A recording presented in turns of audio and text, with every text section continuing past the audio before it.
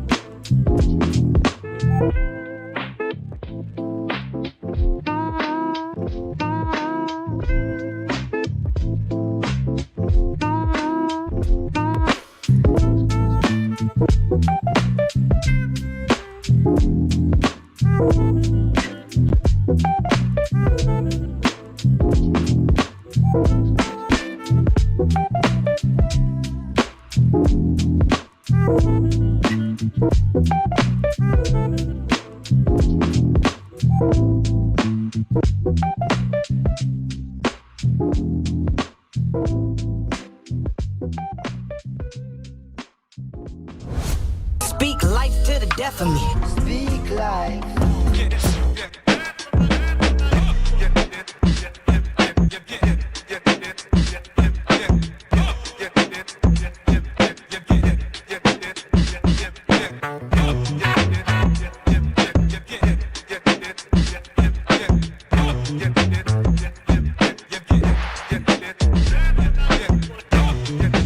Yo, what's up? Welcome to another episode of Speak Life right here on Gorilla Cross. Streaming live from the Gorilla Cross studio in downtown Las Vegas. I'm your host, Quan59, and we have a full house for you today and a really dope show. Really dope artist is tuning in on the video call. So we're going to be getting to him in a minute. But make sure you like and subscribe. Leave a comment. Let us know how you feel. Let us know where you're watching from in the comment section. We will shout you out. You don't have to let us know your address, but, let us know your state, country, whatever. But listen, subscribe to the channel. Our subs have started going up as we got consistent, and we've started getting consistent viewers again, which when you're doing YouTube, you have to be consistent to keep that momentum going. The algorithm, YouTube is not letting your stuff get out if you're not being consistent. I feel like that's all social media, to be honest. If you're not doing stuff consistently, you're going to get left in the dust. So please like and subscribe and share this live video right now. If you're watching the replay, then please share it also, because I know there's going to be a lot of good content on here. So we're going to get into the artist in a minute. But first, I'm going to go around the room and introduce all my co-hosts tonight, because, man, it would have been more packed, but somebody keeps lying to us every week. I Am Light has said he's coming every single week, and now he just canceled in the chat, but it's all good. So he would have been over there. We can just pan to him every once in a while. Like, I'm like, what'd you have to say about that? Yeah, I don't even think I have that camera up. So that'd be him right there. There you go. So, but shout out to everybody who's been supporting, and we appreciate everybody. But I got my co-host in the building in the main seat, Cope. What up? That's it. You going? I thought you were gonna keep going. No. What's good, bro? Chilling, man. How you feeling? Man, I'm good. You know me, long day at work, but always love coming here, chilling with y'all. Fellowshipping, getting some word in. Yeah. I didn't know you had a long day at work. You didn't? We were supposed to have two other people. One was going to be a surprise, because he's dropping new music, and he's like, man, I want to put out some music. Okay. And I said, if it's whack, I'll slap you. He's like, man, it's not whack. You want to hear it? I'm like, if you're cussing a lot, I'm gonna slap you, because Vaughn. Oh, it's Vaughn. So we're gonna have Vaughn up here, but it's his girl's birthday coming up, so he's out. So that's my dog. He'll be up here soon in the next week or two. So, okay, that's what's up. Yeah, Vaughn, big hip hop head. So he deep in, he had me spinning MF Doom records back when I was like still shaky on it. Like, was MF Doom that tight? He had me spinning MF Doom records. So yeah, Von big hip hop head. So it'd be cool to hear his perspective on a lot of stuff. That's dope. There was an era where you were shaky on whether he was. Yeah, bro, it's crazy. I know it sounds wild now because now I'm like, man, how did I miss? You know what I'm saying? But it's honestly it's after me. So that era was before me. So I'm after that time. And even going back and listening, like I could listen to The Woo, I could listen to any of them, but like MF Doom, it just felt dated. You know what I mean? And then you learn, you get mature. The style of music. The style of music. You start getting mature though, and you realize how words get put together is different for different eras, and you start appreciating stuff a little bit more. Now I'm like, man, what was I on? So yeah, I get it. And you need to be on spitting out that gum. Pet peeve. Pet peeve? It's not pet peeve. Everyone has headphones. Quan, they can't smell my breath, but the people in the room appreciate me chewing gum. No, we appreciate it at the beginning, but you don't have to keep chewing it the whole time. Like, your breath is good now. I'm always putting Altoids in my mouth. I'm sorry. Since he can't quit talking, we're going to go ahead and introduce the voice you keep hearing. You've heard more than mine tonight so far. We got Luke DiMarzio from Rapzilla. Man. What's up? The worship leader extraordinaire, back at work. He took the whole summer off. He backslid a little bit, and now they let him back in the building. How's it feel to be back at work? Doing worship. How do you feel taking that much time off? Like, were you refreshed, or did you miss it like halfway through? So I don't know if I really missed the work part. The weirdest part, honestly, has been, and I thought it was gonna be, going that long without singing. Because like your voice is a muscle. I probably have never taken 3 months off from singing since I was like 10. Wow. So like then getting thrown back into the flow of everything. We've got a lot of momentum going. We've got our 25-year anniversary coming up, so we've got a bunch of events and stuff. And so fortunately for my job, I have job security because I have to just show up and sing at like everything. And so I'm just realizing, oh man, I didn't sing for 3 months. Yeah. And so that's kind of where I'm at right now, but it's always great to be here with you. I feel appreciated because I finally got in the group chat, Like, we just started the group chat. No. We didn't have a group chat before. Sure. Here's the funny thing. If you get added to a group chat, you can see all the old messages. I've had people do that. Oh, yeah. On Telegram, and I was looking for the ones because I knew they had talked about me before because somebody had told me. Because it was a CHH group chat. It was like 98 people. I added you. I'm in there. I'm still in there. I left. I'm sure you started screenshotting stuff, huh? No, I couldn't find it. They're going crazy in there all the time about random stuff. So I keep it up muted. They don't really talk about CHH a lot. It's a whole bunch of random stuff, and then sometimes a little too ratchet. I'm like, sometimes ratchet, sometimes memes. Just like wild takes about stuff. It's fun. What's a ratchet group chat sound like? That's why I said in art, the group chat for Speak Life, like, let's just keep it. But the thing is, if you guys have ideas, I told her last week, if you guys have ideas of a video we need to watch or something like that, or something to react to on the show, you can send it in there. I just don't want like the random memes. No World Star hip hop videos of people fighting. No. Okay. See, that's what happens in this other chat. Yeah, okay, I was trying to figure out what ratchet was. I got to do that. For Christians, that's pretty ratchet. Yeah, for sure. Especially when it's Bizzle in the. Let me get to the final co-host in the building. We got Dizzy Liv back in the building, and she submitted a song tonight for the music review. Last time that happened on this show, the dude never came back when he was live in the studio. So shout out to Eric. But I did talk to him, and he'll be back. But Dizzy Liv back in the building. How you feeling? I'm feeling great, man. I'm just happy to be here. It's a blessing. And you know what's dope about her? I invited her, and I said, yeah, you could co-host once or twice a month. Like, I didn't want to overwhelm her. But she's hitting me up like, hey, we doing a show. So she's excited. But I'm glad, because some people, like, I hate when people make it feel like it's a burden to come here. Right. Mm-hmm. I'm like, bro, like, you're around $100,000 worth of studio equipment, and you're mad about that. Right. Like, you want me to pay you too? Yeah. Nope, I don't pay these guys. Guys doing really this for free. I was going to say, let me find out if somebody's getting paid. We got a problem. Oh, so you only do it because you don't have anything else going on? No, that sounded terrible. No, wow. It's easy for me. What do you think about my haircut today? Quan wore a hat because I wore a hat because of what she said last week. Yeah. Wow. Yeah. It was crazy. You should have heard it, Luke. It was wild. Yeah. All right, let's get into the guest of the night. We interviewed this dude. I can't remember how long ago it was, but he was a kid. He was young. Super dope, though. It was crazy, like, hearing him at that age hearing his music and the style he had, the flows, just even the knowledge. You know, a lot of times you can get rappers that can sound good, right? Like even when they're young, but hearing the lyrics, I think that's what did it for me to be like, this dude's cut from a different cloth. I think he's only 17. We'll ask him for sure when we get him on. But it's been a minute, and now just seeing him, you know, when he logged in and seeing how grown he is now is pretty crazy because we all kind of look the same. Luke looks a little older, but this dude's just a different human now. But we're going to bring him on. Really dope artist, son of a tunnel rat. I think a tunnel rat. I don't know. Can we say he's a tunnel rat? We got Nahoa Life on the line. What's good, bro? What's up? How y'all doing? Are you a tunnel rat? I'd be honored to say I am. I was on the last Tunnel Rat project. I don't know. I feel like sort of an honorary tunnel rat. Honorary. Yeah. Got to grow a little more. A little bit. But you definitely have the skills to be that. We grew up on the tunnel rats. A lot of us. Dizzy Liv did not. No. But it's okay. I just learned it's about okay. you guys tonight. Yeah, you just learned. But she's young. I mean, she's a little bit They were older out than him. before the B movie, right? Yeah, Oh. before the B movie. They were. I mentioned the B movie one time. They will not let it go. Nahoa, do you like the B movie?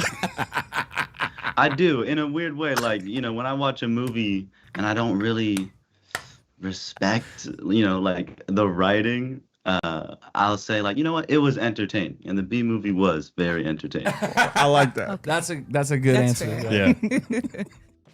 So talk to us, man. It's been a while. How old were you when you first got on the show with us? I don't know. It must have been when I was 7th grade. So that's what, 12-ish years old. And now I'm 17. Man, So it's been a while. It's like, been a minute. you know, there's so much growth, you know, and so much change in that time. And today I'm doing well, man. I'm always grateful, always peaceful, you know. I'm grateful to be alive, grateful to be here, back 5 years-ish later. My grandma just made sushi, and that was bomb. And before that, you mentioned something about being consistent, like on YouTube, but on all social media platforms. And I'm pretty consistent with certain things, you know, like music and like work, whatever I have to do. But when it comes to content, and there's always been a little bit of a block. Like, no, I just want to do the music. I want to do things that are artistic and not really let anyone know, you know, like it's just for me, right? But now that I have an album out, I want to kind of promote it, and I want to get it out there. I want to share myself. And so I'm working on being consistent, and I've been posting pretty much every day clips from, you know, snippets of different songs. And just today I edited a video. Like, I have this series of connecting music to philosophy, you know, and today I was connecting something Earl Sweatshirt said about his most recent album to psychology, actually. Not quite philosophy, that's another one, but this is about some psychological experiment from 50 years ago. And so that was today's video, and it's like I like the variety of content that I'm working on. So, you know, that's what's been going on. That's not really, I didn't explain what's happened in the 5 years since the last time, but at least right now, that's kind of what's going on. But no, I saw a lot of the YouTube videos you're putting out too, where you're having discussions and like getting deep into the word and just deep into other, you know, topics. And especially for someone your age, that wouldn't even be appealing to me at a young age of 15, 16, 17. What got you into just stuff that's so deep and intellectual? Good question. It was in middle school. I was homeschooled. You know, that's when I talked to you guys a while ago. Yeah. I was homeschooled, and my parents gave me a lot of freedom to like explore. You know, you got to read something, Nahoa. So just kind of read whatever you want. And I picked up a book called No God But One by Nabil Qureshi, and it was the first time I had ever seen a sort of intellectual approach to talking about religion and comparative religion. And that made me like, oh my goodness, I can reason about this. I can think logically. I can learn the history behind this thing that I've inherited, this religion, you know, this person that I'm supposed to worship. So that was the first book, you know. And then the kind of opposite of that was I read The God Delusion by Richard Dawkins, which is not defending Christianity. It's the opposite, going against Christianity and all of theism. And seeing both of those sort of extremes made me wonder, like, all right, what's true? Because I don't want to. The way I framed it might have been, I don't know, a little too much, for like a 13-year-old. But the way I framed it was, if there is a God, like I want to know, because that would be infinite goodness, right? And I could be in right relationship with this being. Yeah. And if there's not, then, and I believe in a God, then I'd just, be believing a lie, and not just a minor lie. Like I got some equation wrong. Like I'd be basing my life around something that's not true. So again, that might have been a little too much for me, 5 years ago. But that gave me a sense of urgency, like, okay, I got to find out what's true, Yeah. But it wasn't a stressful experience. It was like exciting as well. I love truth, and I love to learn, and I would read books, and I'd see the author, and if they're a professor, their emails are like publicly visible and accessible. So I just email them cold, or I'll email them through Dr. Sean McDowell, who was so helpful to me and kind of like a mentor. And, so that meant I was 2 degrees of separation away from all these authors. And I made a YouTube channel, or repurposed my YouTube channel to host long form discussions about New Testament studies, the historical Jesus, philosophy, comparative religion, history. So yeah, that's kind of how I got into it. And then it became more than just apologetics, more than just, my faith is on the line. It's like there was some deconstruction and reconstruction, but really it was just lots of learning, and now it's like about always cultivating my desire for the true, the good, and the beautiful. That's what it ended up being. I love the depth that you have to what you do. So obviously you're just a deep person. Just hearing you talk for the last 2 minutes, you're a deep person. But I think what's awesome is about your music is how you can be deep and vulnerable. So it's not something that's going over people's heads. It feels like you're right there with them. Like I remember whenever I was a teenager and I was contemplating like what could be, I had the inner turmoil of, I felt like I was supposed to do this thing, but is that what God wants? And I feel like I'm really good at this, but am I supposed to act like it? I feel like you're dealing with a lot of perfectionism versus this, or like what's next, or what's God's plan for me. I think it's really dope to hear you do that. So can you talk about what it is to pair the depth with the vulnerability? And yeah, I think it's beautiful, by the way.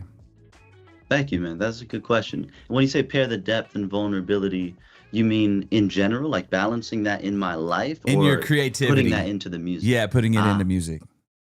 That's a good question. Balancing. I don't know. It's just, I guess it's like, it's what I think about so often, so whatever I think about, it's easier to put that in to a song, to put it into lyric form. And some things, like I write a lot of lyrics, and not all of them are good. Like the ones that make it on the album, I think are pretty cool. Like I'm proud of those. But if you go through my notes app where I write everything, it's like you'll see a full song and then you'll see all the scraps, just like, it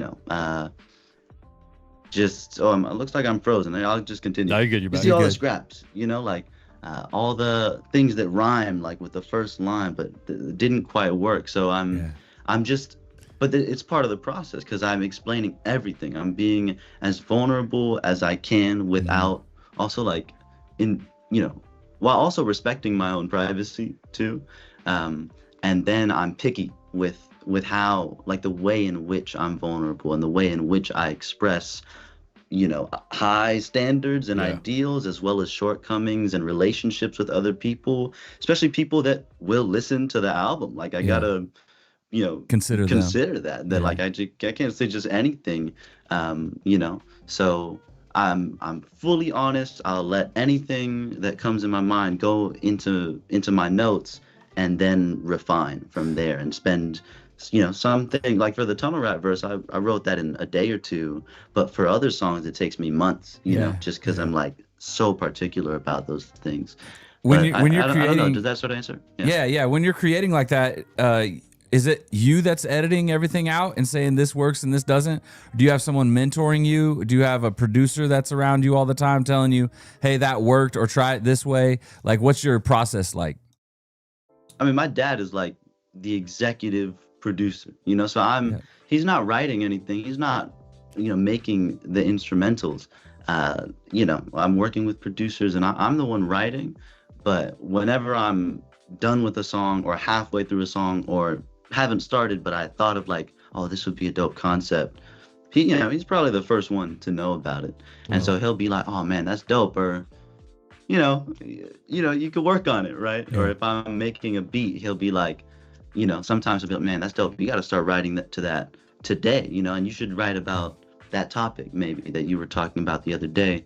Or he'll be like, I don't know, that one part, your sample flip is a little bit too much. Like I remember I would take this jazz sample and basically every part of the song I wanted to make part of my own song, because I'm like, oh, that's a cool part, and I would chop up just all the different sections.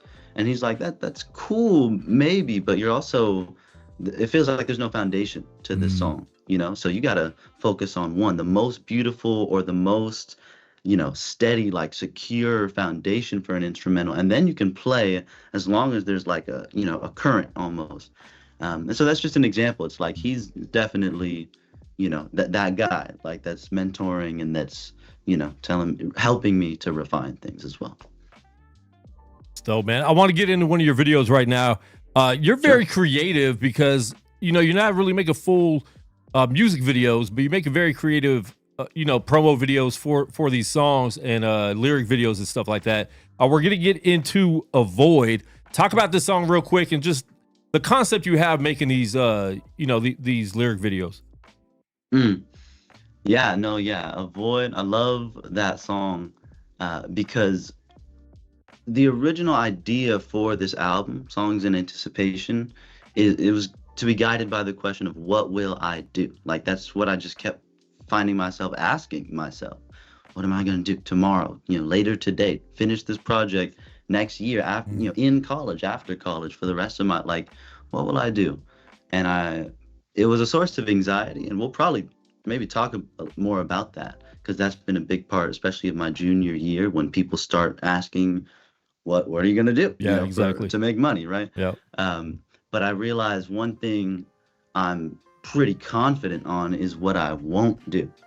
So many things. That's good. Right? And I thought, wow, like I have a book where it says Jesus's ethic is an ethic of repentance.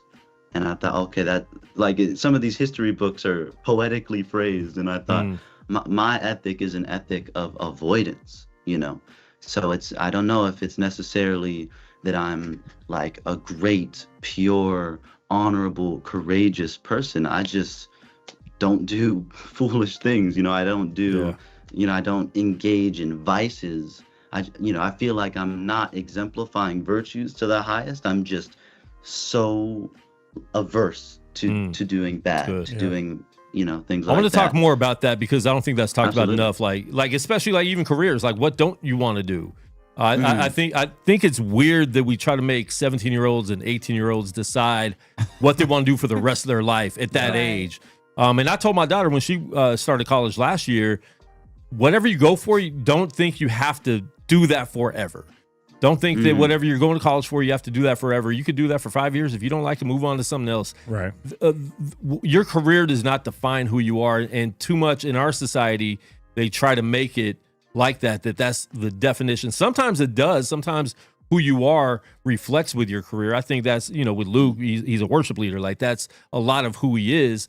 But our identity is in Christ first. So our job, our career, like that's all secondary because it could change at any moment. And I think that's something we need to be open more to and even teach younger people that what don't you want to do? Figure that out. You don't have to know everything you want to do when you're 17. You just don't.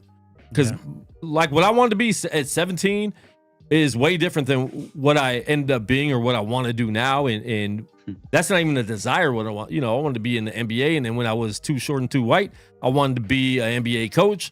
And then when I didn't know much about basketball, you know, I decided to try to rap. But anyways, I want to get into this video. It's called Avoid. This is probably my favorite track on the album. I really like it a lot. I like the energy of it. But there's so many dope tracks. So we're going to actually get into a few of the videos. We'll probably play a couple more of the tracks and just talk about it more, because just the things you're saying, the vibe of the songs and everything. We're going to play this. I Need to Shut Up. Let's play this right now, and then we'll talk a lot more about it when we come back. This is Nahoa Life, Avoid, right here on Speak Life. Check. Hey, check. Steady staying clear of any moves I might regret in 20 years, or when the end is getting near. Memories that make me dread my own reflection in a mirror. Make my deathbed hell. Where am I headed after here, huh? The skeptic in my ears kept me true, and yet it set me up for fear. Can't accept what isn't clear, so I step to the left when I sense you got veneers. When you don't wanna pull up, but you expect a souvenir. What? It's best for me to steer ahead of you and pay attention to the present. I'm protecting what is dear. My defense against depression is connection with my peers. Little help from my friends, peace and rest to Billy shares. We ain't never been prepared to choose a money-making method. Now we're here. Please select a career. I've been avoiding certain questions that appear to threaten my respect. Let me shed a tear and try and kill my ego. I don't mess around with powder pills and needles. Every addiction given time could be something lethal. Whether that hit is prohibited or if it's legal. Whether your dealer got a graphic tee or tuxedo. There's levels to the fall, but it's all equal. How did love become a war machine, dying cheater?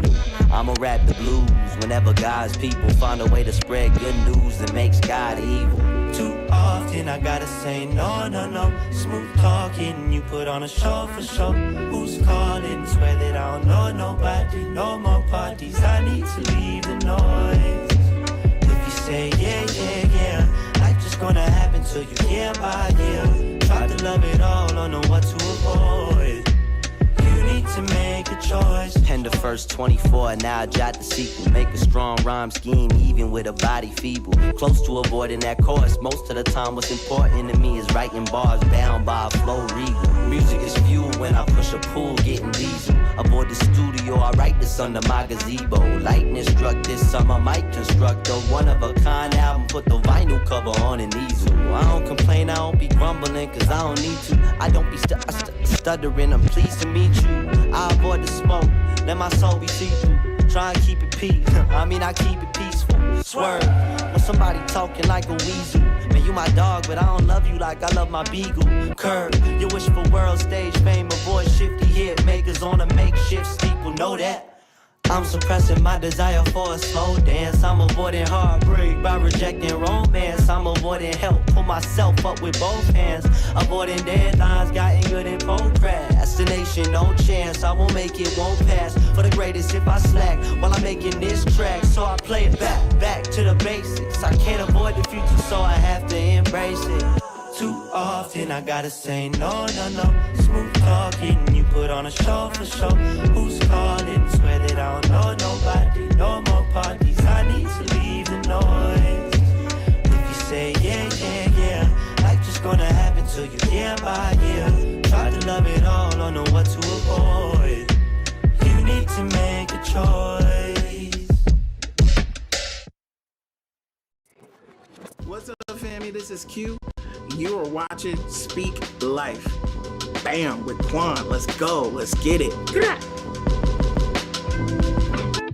Yeah, that's Nahoa Life with Avoid right here on Speak Life. I love that video, man. Just, it's so simple. And we tell artists that all the time. Like, you don't have to do crazy stuff for videos. It's a visual, right? Like, you want to make something that just is appealing to people, and just, you know, like your lighting, the way you're in the corner, the way you have the lyrics on the wall like that, man, really dope. And just the song in general, man, that's a song that I kept going back to a lot. I would listen to the full album, then I would just keep going back to that song. And there's another one, I can't remember what song it was, but I think it's basically the songs you had videos for is ones that I really liked a lot. But man, super dope. Absolutely, man. I love the vocals, man. I feel like you balance so well with your rap flow, and then how you can switch into like you're singing a melodic voice. So I'm just curious, man, like, is it something that you have to do a lot on the engineering side, or you just smooth like that all the time? I think, well, I'll say it like this: before we send it to be mixed and mastered, I think it sounds right, you know. Nice. And it's helpful just, you know, because like I know the chords and stuff on keys. I didn't produce the beat, but I understand the musicality of it. And you don't need to know that stuff, but it helps because I just, you know, I guess I'm saying like, it helps me when I'm doing the melodic stuff because I know how to play around with it, you know. And it's not like I'm calculating either, like this is the fourth of that and the major seventh. It's just, you know, if you know it, then intuitively it just works better. So yeah, but I love, one of my favorite virtues or practices or skills, you know, that a vocalist can demonstrate is vocal versatility, right? So where they can do so much, like with a classic vocalist, that just shows itself in range, you know. Can they go falsetto, chest, you know, and then like low, like what's their range like, right? Or with MCs, it's, you know, different levels of intensity or different, like, you know, like Andre 3000, Lil Wayne, and Kendrick are maybe some of the biggest people who really changed their voices all the time, to the point where before I knew really who Kendrick was, I would ask my parents, like, you heard of Kendrick? And they're like, of course we heard of Kendrick. You know? And they say like, but, you know, I don't know, like when I was much younger, they'd be like, you know, he kind of, sometimes he raps like in an alien voice, right? It's like this, but this is something that if done well, you know, it's really respectable. And so I try to do that, to play around with my voice, to up high and then down low and then melodic. So it's fun and it's something I respect in others. So I try to emulate that. You can really, oh yeah, go ahead. I was just gonna say, you can really hear the intention behind it. It makes a lot of sense because everything that you speak to is something that people talk about practicing, but when you can feel the intention behind it, when you're actually listening to the song, it goes a long way. So yeah, definitely understood. That's solid, bro. Thank you. Yeah, Appreciate it. I really like that song too.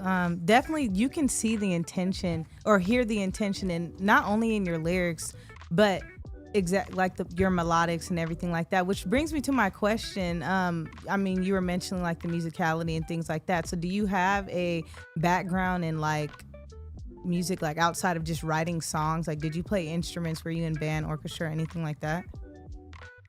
Yeah, that's a good question. When I was 4 years old, that's when I probably started like singing, you know, rapping, and playing piano. So my first teacher, she was named Miss Lord, and she was great. She taught me my first, like, Lean on Me by Bill Withers, where it's just all the white keys and you go up, but like that sort of is the very beginning stages.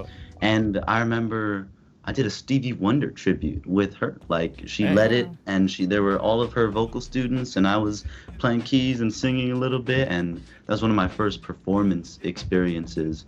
So man, she was really like an important part of my musical life, and by extension my entire life. Then after that, I took piano lessons for years with a man named Danny Andres, and he taught me my music theory, you know. But he wouldn't just teach me theory. It's like, we started off reading a book, you know, like most piano students do, and then I said, look, I just want to learn like neo soul songs, you know. And so he would listen to it when I went over, and for 5 minutes, and then he'd learn it himself in those 5 minutes and then teach it to me. And that cultivated my love of music and love of playing and love of understanding. Because when we would go over a song that I already liked, he would say, here's why you might like it, you know, because it follows this, right? This is a principle of music, you know, that you can hear and you can feel, more importantly. So that was that. And then for years, I kind of stopped, did a little bit of this and that, on and off. I even stopped playing keys for, 7th, 8th grade, maybe 9th grade. And then I don't know, I fell back in love with it.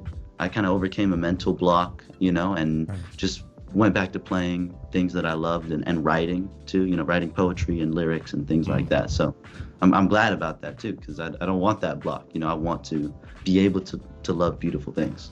And I want to get into more of the album, especially like the production you had on it. you get some top-notch producers. And, even the mixing and mastering, looking at all the credits on Bandcamp and everything with Derek Minor and some other people just helping out with that.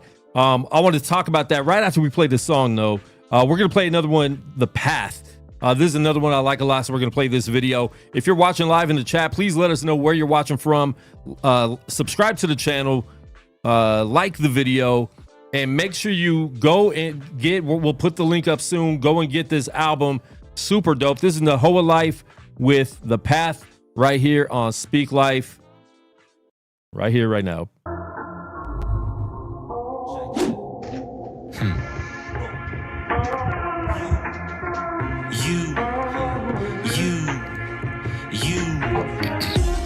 Tune into my best work. Excuse me on my energetic Earl sweatshirt. Not enough water and too much stress make my head hurt. Let's turn the tide. In time I learn my net worth is not a factor, not affecting my creative process. Yet I'm conscious of the fact I gotta make a dollar. Is it as a rapper or as an academic? I'm at the lost for words, more like a nervous attitude. Like I'm mad at the future for moving out of view. I'm usually in tune with what I have to do. I'm glad I grew up past a few ungodly practices. I'm back in the booth in my bag, but actually the truth is I don't know which path to choose. I don't know which path to choose. I don't know which path to choose.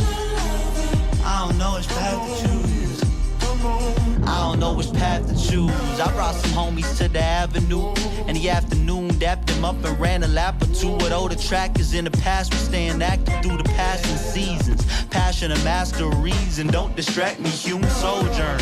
Return from a tangent to balance myself, tap into that which fuels my faith in a map to who knows where, who knows when. I understand the future, but I can't stand to sit around and just act a fool. I'ma win in life and make my name something that I'm proud to answer to. Everybody be probing like you, yeah, you got any ideas? I'm like, yeah, a few.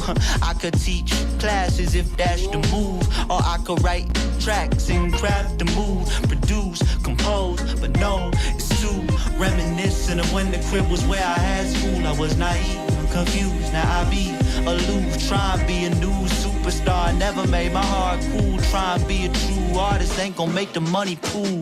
Nah, I said it ain't gonna make the money pool unless you wanna lend $1 to the dude in front of you, the one who come from music, poetry, getting his blood to move. I used to cruise to DTLA, but now I'm the one that's setting up the booth. I'm the one that's getting up to choose. I'm one of many with something to prove. I must pursue an ambition that keep me content without leaving me comfortable. I'm crushed, I got so much to lose, and plus I got enough to do. More than enough as a matter of fact, and a phrase apt to explain my gratitude. Too many times I heard you got plenty of time, that's a platitude. As a musician, well I have the breath to, when I climb to the highest of altitudes. I'm hesitating, but I never seen a better path to choose. Hesitating, but I never seen a better path to choose.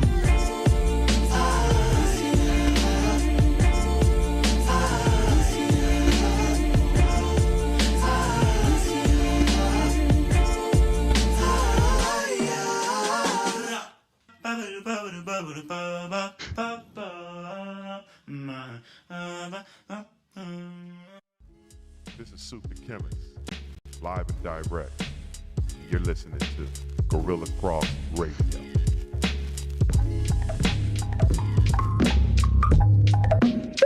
Yo, if they don't go ahead and make this dude a tunnel rat right away, that song, I mean, just it flows everything, man. Like it's ridiculous on there, man. Like I love that track. And same thing, man. The video was very simple, but it keeps your attention the whole time, man. So listen, man, we want to shout out everybody in the chat right now before we get back to Nahoa Life. We got Kels in the chat. The Wood is his favorite hood classic. Yeah. All right, cool. Have you not seen The Wood? I've seen. I don't watch secular movies. We've got Brandon in the building watching from Henderson. We's the Satellite Kid. Him and Luke are having a good little, back and forth. You guys miss each other. Yeah. Go ahead. Talk to him in a go while. ahead and text. You guys can get out the chat. Cool. Yeah. We got Ray's son watching from the kitchen, doing the dishes out there. Got the Survivor from Inglewood. Always Who else we no got? good. Ella Stu, Gabriella, what's up? Treva J, Mark Music.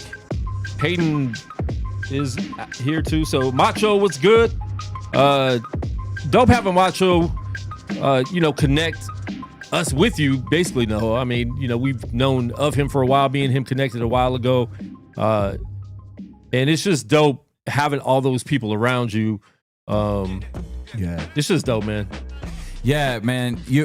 That video, it's cool talking to you right now because you're like so chilled out, but you're like, what you're doing. You have like intention to it.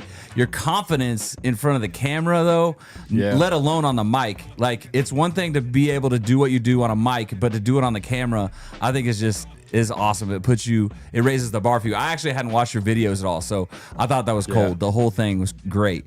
So thank you. We got to talk about all these dope producers you've got on here. Obviously, you produce on the record, but you got Daniel Steele, you got Brizzy Danks, Rem Dalla, Peace 586. You had Derek Minor mix and master. I don't think the average 17-year-old gets those type of credits on their album. And obviously you're connected, but what was it like for you to have access to that kind of talent in the studio and with your music? I'm so grateful always, I remember I went to Hawaii and I saw Peace. And Peace, actually years ago, Peace, I remember he came to the house and he had me like open up Ableton for the first time and taught me a specific thing about programming hi-hats, like to make every other one, a little bit quieter so it sounds more real, it sounds more live, so it's not all the same exact volume. And it's just like Peace, was at the start of like all of my production, my whole production journey. And then when I went to Hawaii more recently, he asked, so are you producing it all on this album? And at that point, I hadn't produced anything. I maybe had 3 tracks that I got the beats from other people. And I said, we'll see, right? And then at this point, I produced about half of it. And I like that production, but man, like one of the tracks, Self Love, which is one of my favorites lyrically, and it was one of the most important to me. There's a beat switch, right, where it becomes a little more intense, and I'm like, kind of forget all the self-love, right? I'm gonna focus on respect. And it's like a battle in my mind, and I'm like, oh man, it needs drums, right? And I sent it to Pete, and I'm like, yo, could you make it bang, right? So that if I perform it live, it's like people start moving, And so he did that. So I'm grateful to him. That's dope. And then for the song Going, which is 6 minutes long, it's like 2 parts, 2 songs in one, and I wrote it to a beat by Smino. It's like a mellow, it's sort of a mellow beat, and I wrote it and recorded it to that beat. But it's like I'm not just gonna use that beat by itself, and so I'm like, all right, what do I do? And which was also the original question of that album, what will I do? And we got in touch with D Steele through Peace earlier too. Even in middle school we were working on things, but this is the first one that's been released, and it's just one of my favorite, maybe my absolute favorite instrumental moment on the whole album is the end of Going Part 2. And I'm probably like singing some oohs and ahs, like harmonies and stuff, but really what's special about it is the soundscape. And D Steele would show me his process. I see his session files, and it's like, we're gonna add this for 2 seconds of the whole song, just to add texture, just to add color to the track, right? So it's always engaging. It's always, little contributions to the beauty. And it's like, man, that's amazing, So I'm so grateful to him. And Rem Dalla is actually a YouTube producer. Shout out to him, shout out to him. And he makes dope jazz hip hop tracks, and he's got some kind of contra bass on a lot of his things. So the bass lines for those songs produced by him isn't usually an electric bass. It's like upright, and I love jazz so much. So anytime I hear an upright bass done well, it's like, it's special to me. and then Derek Minor, I think he's the one who he produced a lot of the earlier track, who mixed and mastered a lot of the earlier tracks, and it's like it sounds so crisp, you know, because oftentimes I'll think, like I already said it, you know, right when I record something before I send it, I think sounds good, like does it really need to be mixed and mastered? And then we send it, and then it comes back, and oh man, it really did need to be mixed and mastered. You know? Always. People too think many they don't too need many it. people put stuff out that's not, and I don't think artists realize, especially young artists, that the reason why we like or don't like a song sometimes is because of the mix. Yep. You know, and it's very important to have that, because it's displaying the best version of your product. So why would you want to put something out that's halfway done, you know? Yeah, I really appreciate whenever you are dealing with anxiety and you're talking about anxiety, I feel like the soundscape kind of changes and it's a little more chaotic. And then when you have these moments of clarity in your songs, it's like more open and big. Obviously you were intentional with that. I just really like that added touch to it. It just shows that you're like very meticulous in like crafting every little moment of your album. Yo, thank you for noticing that. Like, it's cool, you know, it's cool when like people want to be seen, right? People want to be heard. When people spend time doing something, they want it to be acknowledged. It's just a universal human experience, and I'm experiencing it right now. And also experiencing the gratification, and I keep saying it, the gratefulness, the gratitude to you guys specifically for pointing that out. Like when I say I don't know which path to choose and I repeat it in the video, I look down, that's where the first time you see the camera moving, and it's like, you know, it's not a still shot anymore, and the beat, I pitched it an octave down, so it sounds warped, like almost like an old Tyler the Creator beat when he was, you know, talking about crazy things. You know, I'm not talking about crazy things, but I am expressing like anxiety, like you said, and it's like all that is intentional. So I appreciate, you know, you guys appreciating that. Yeah. Dope. Man, you talk a lot about gratitude, and it's crazy because you hear it in your music too, you know, so you hear it in the music, you hear about, you know, you being grateful, and then you speak to that same level. From my personal experience, man, I was in my 30s when I really learned how to adapt the attitude of gratitude. How does a 17-year-old kid, 17 years old, how do you, just put yourself in the mental space of just always being thankful and appreciative? Because I had to go through something traumatic. I had to go through a life-altering situation for me to really be able to say, why am I complaining about the little things? I need to be grateful. So at 17, man, I'm so curious of how you put yourself in that mental space. I'm sorry to hear that. Oh, thank you.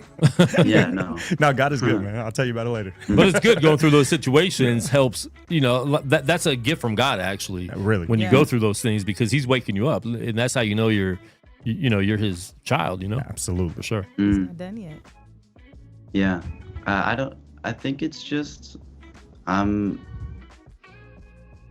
almost don't know. Like, I would be disappointed in myself if I was ungrateful, because that would be diminishing all that, like, my community has done for me, you know? Like, I don't want to dismiss or diminish what they've done and everything with which they've blessed me. You know, it's just like, I have to check myself and be patient when I see people around me, people my age, who are complaining, you know, and then they go home to like a 2-story house with both parents, and I'm like, what are you doing? Like, why are you not just beaming? And I don't expect, like, it's not just that, you know, you have lots of material things, so you should be happy all the time. It's not that either. But at the very least, should be in tune with thankfulness, because that's appropriate, right? Yeah. That's just, even if you understand justice as giving people what they deserve and not giving people what they don't deserve. It's like, okay, my family and ultimately and fundamentally, God deserves all the things, right? Yeah. I think of it like, I did a performance one time and someone said, "Oh, you did so great job," and I received it, but then I said, all the credit goes to my parents and all the glory goes to God. You know, it's like there's levels to it. I put in the work for sure. I wrote it, you know, but it's like I wrote it in a safe household, you know, because of my parents. And all of everything we know about ethics comes from Jesus, and not just know, but like any self-control we exercise or discipline we practice, it's like because of the Holy Spirit sent by Jesus and Jesus sent by the Father. Wow. It's like, And it's good so to be able to ultimately- acknowledge that, and it's good that you had parents that did raise you right, because you can kind of tell who had good parents, right, and who had parents that were out there being knuckleheads themselves. So I think it is a testament to your parents, and I think it's really good that you acknowledge that at such a young age, because sometimes it takes people in their 20s and 30s to be like, oh dang, like I appreciate what my parents did for me, so it's good that they got a hold of you at an early age and that you actually acknowledge that at such a young age. I think I'd be disrespecting other people in an indirect way if I was ungrateful and vocal about my lack of gratitude. Like people who are going through way worse. What's the worst thing in my life, right? It's workload. It's like I have so much to do, and even that is a blessing. Like I have so much to do, like it, and I think that will help you in the future, Nahoa, going through different things in life and different trials. I think that attitude will help you when you do face bigger trials. Man, you'll be able to deal with that in a much different way, because we're all going to go through trials in life. You're young, you're going to go through things, you're going to go through hurt and pain, For sure. But it's the way you handle it. And I think that starts early. Like, how are you going to handle that now? What would your mindset be now if you dealt with that? And I think that helps when you go through different traumas, when you go through different pain, when you go through different situations that you didn't expect because your plan was knocked off track, Yeah, it'd be pretty whack and convenient for me if I was only like, only talked about how thankful I am when things are great, right? Yeah. Or I only like, said, thank you, God, you're so good, right? God is good all the time. God is good when I feel good, but it's like, it would be a test of my own faithfulness and integrity, moral integrity, to have this same approach, even when, and right now and in the future when things are much worse. So yeah, it's a test. Yeah, man, that's amazing. You are so well spoken. That is just it's amazing. Not only now having this interview with you, but also in your music as well, which makes me so the album is called Songs of Anticipation. So, and there's 15 tracks on there, and even the there's a part where it's 2 parts on there. You mentioned it was 6 minutes long. So how did you decide that, okay, this is the 15? Like, how many songs were there in order for you to choose 15? There had to have been like... Well, it's actually 13 with 2 bonuses, right? Yeah. Okay. Sorry, I interrupted. No, you're fine. So what was that process like? Like picking out those songs and just like the process of that being like, you're talking about so many different things on this, self-love, the anxiety part of things, like you're putting all your emotions into this album. So like how did you go about choosing what made it and what didn't? That's a good question. I know for some artists, it's like they'll make a ton of tracks and then they're like, okay, I have 50, or 100. And like, I think the Black Eyed Peas did this, with most of they're just always creating. And then they're like, okay, these 13 are going to be in the album. Other artists just put out multiple albums like every year. People in the Griselda collective right now, like Westside Gunn and Boldy James, are just multiple projects every year. In my case, it's not so much that I have lots of finished projects that I don't want to release. It's more that there's maybe another album's worth of scrapped lyrics and beats that I just didn't put in the finished project. Because if I get to the point where I'm like, okay, I have a 3-minute track and I'm gonna send it to be mixed and mastered, I'm at the point where like, all right, this is going to be at the end of the album. Like I know where I want to place it. And if it's not, because I've recorded other things and I've produced other things and written lots of half, if I performed it, it would be a minute and a half, maybe, poems and songs. I just don't send it to Derek Minor, or I got to mention my cousin Brandon, or Brizzy Danks, who mixed and mastered most of the album. Oh, that's your cousin.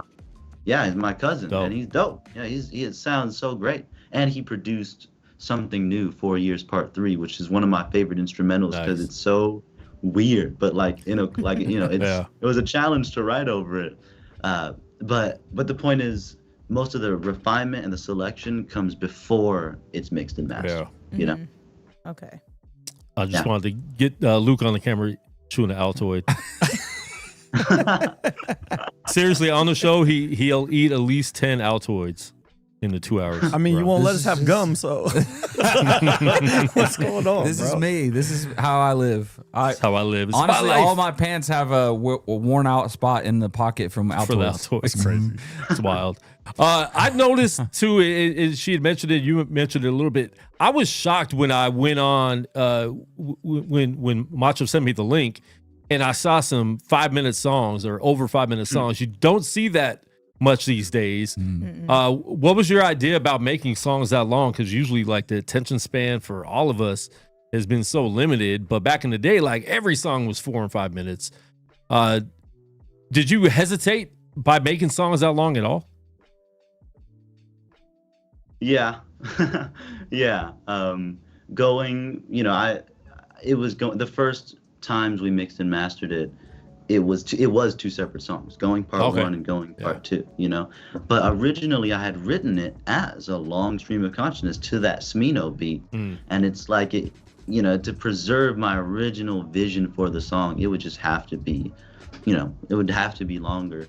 And there's also like songs that are 50 seconds, a minute and a half, you know, like mostly the interludes, but even the interludes have like a beginning, middle, and end.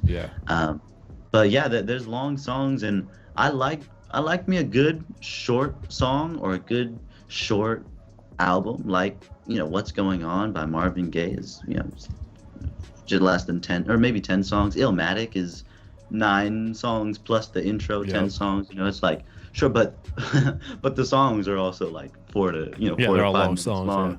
And my favorite songs tend to be, you know, on the long side, like Sing About Me, I'm Dying of Thirst, or like almost any classic jazz track, you know, thing. If the saxophonist is gonna solo after they do the head, and then the pianist, then the bassist and the drummer, it's like it's gonna be at least 8 minutes to 20 minutes, you know. And it's like to me, at least as a consumer, as a fan, as a student, my sweet spot is usually on the longer side. But I did hesitate at times, and I did just consider, like, all right, I'm not great at writing 16s because I want to write a little more. But if I'm writing a 24, like on a Void, 16 where I follow one rhyme scheme and then I pivot. Then I pivot and then I do 8 more bars. It's like, okay, then I'll do a chorus and I'll just try to give it a normal song structure sometimes. But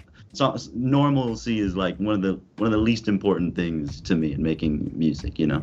And I've always thought that was weird in hip hop that, you know, when I used to make music, they're like, oh man, you have to write 16 and have a hook. And then the next person has a 16. And it's like, but it's art, right? Like, can we try outside the lines and do something a little bit different? So I like that you have that mentality, like just make what you make and then put it out like that, because if people are going to like it, they're going to like it. If they don't, they don't. So that's a really good way to make music and make art. Too many people make art, and we talk about this a lot on the show. Too many people making music and making art for other people to like. They're trying to do something that they know other people are going to like, and it ends up all sounding the same. So I think it's really good that it seems like you just go out there, you want to make dope music, and if people like it, they like it. But yes, and there is a layer though of writing with a performance in mind that I've had to learn in making this album. Like, where, you know, if I'm gonna perform it, and if I want to get to a point where people also know the music and can kind of perform with me, right, and engage, it's like, it's not just the chorus could have utility, you know, like there could be a purpose to the chorus, but I'm also not just gonna throw like a chorus together, you know. The chorus can be artistic too, right?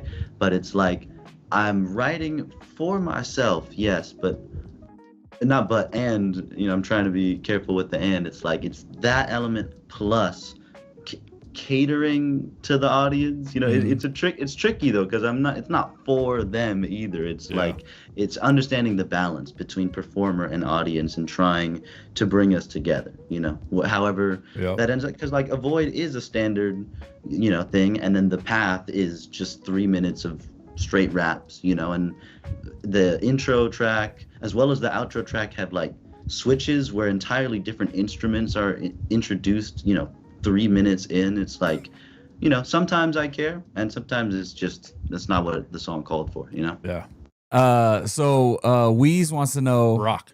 Yeah, everybody's seeing this, right? Weez wants to know, he's in the chat. He's asking what Smino beat you rap to. A good question. I rap to the song called Amphetamine,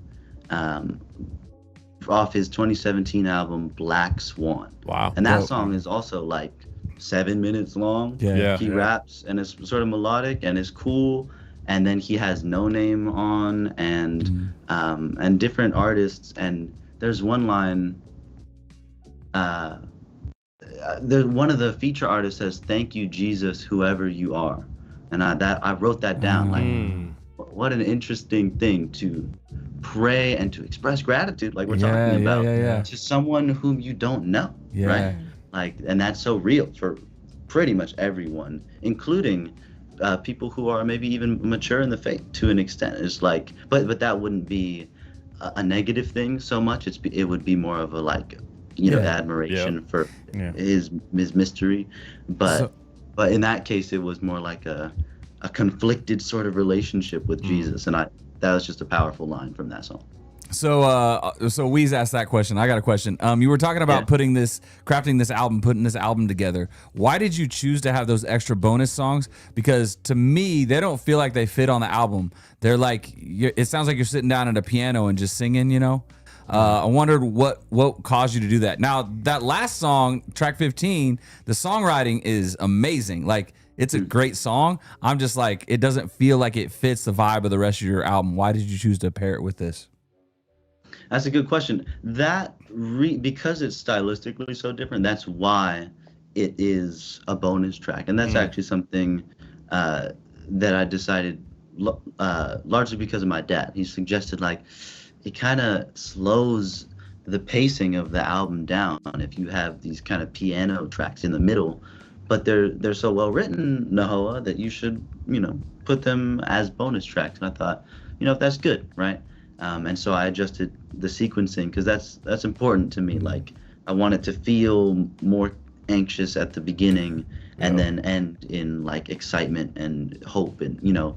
But then the bonus tracks are so stylistically different. That's why they're a bonus, but they're still part of it because they're conceptually consistent. That makes sense. Right? So for Everything My Soul Needs, remember the guiding question was, what will I do? Yeah. And usually the answer throughout the album is, I don't know. I'm trying to figure it out. Right. But then I thought, here's what I will do. I'll do everything that is soul nourishing, you know? And then With Him Near, the reason that ties into anticipation is because the final verse is about Judgment Day. It's about Judgment Day.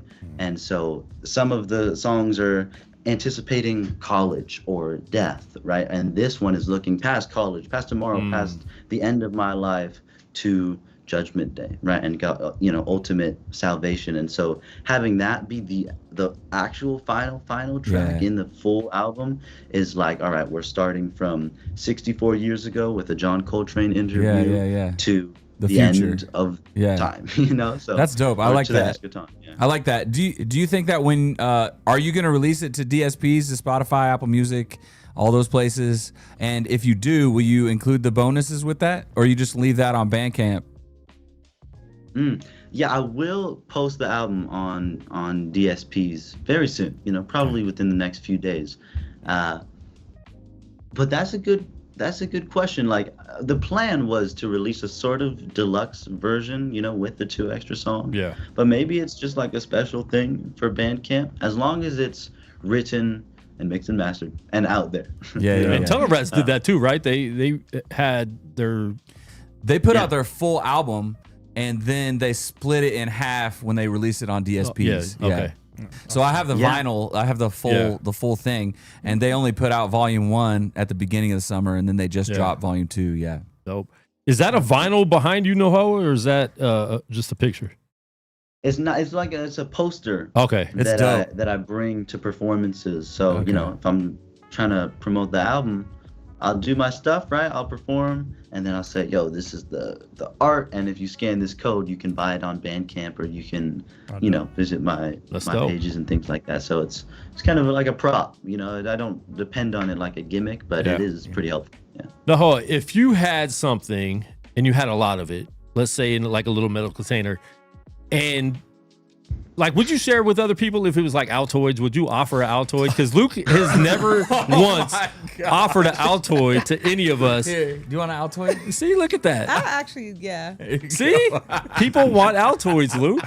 You're not the only one. Luke heard you tell me to spit my gum out and did not offer me an Altoid. That's wild. That is wild. These are my Altoids. I do want one. Okay. You know what he's gonna do next week? He's gonna suck on every one and put it back in. So we can't. He might already did that. Yeah. No, I'm good, man. I'm trying to cut back. I'm trying to cut back on what? I do have a testimony though. I am on day 5 of no Starbucks. I had quit for 2.5 years. I started back again the end of December. It was the PSLs that did it, right? I'm kidding. I was at the hospital, and then when I walked out, they had a Pete's Coffee in the hospital in Centennial Hills Hospital.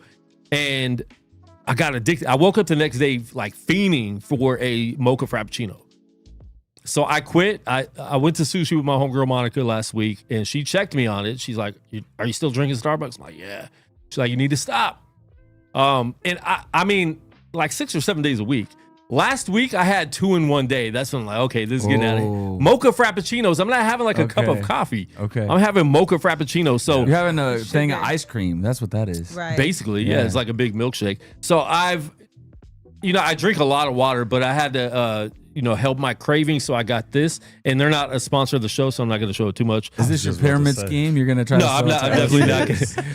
I'm not going to share it either. The link in his bio and get percentage. It's actually really good, but it's because I was fiending for it today, so I'm like, I got to get something with some type of chocolate or vanilla flavor or something to help me break my addiction.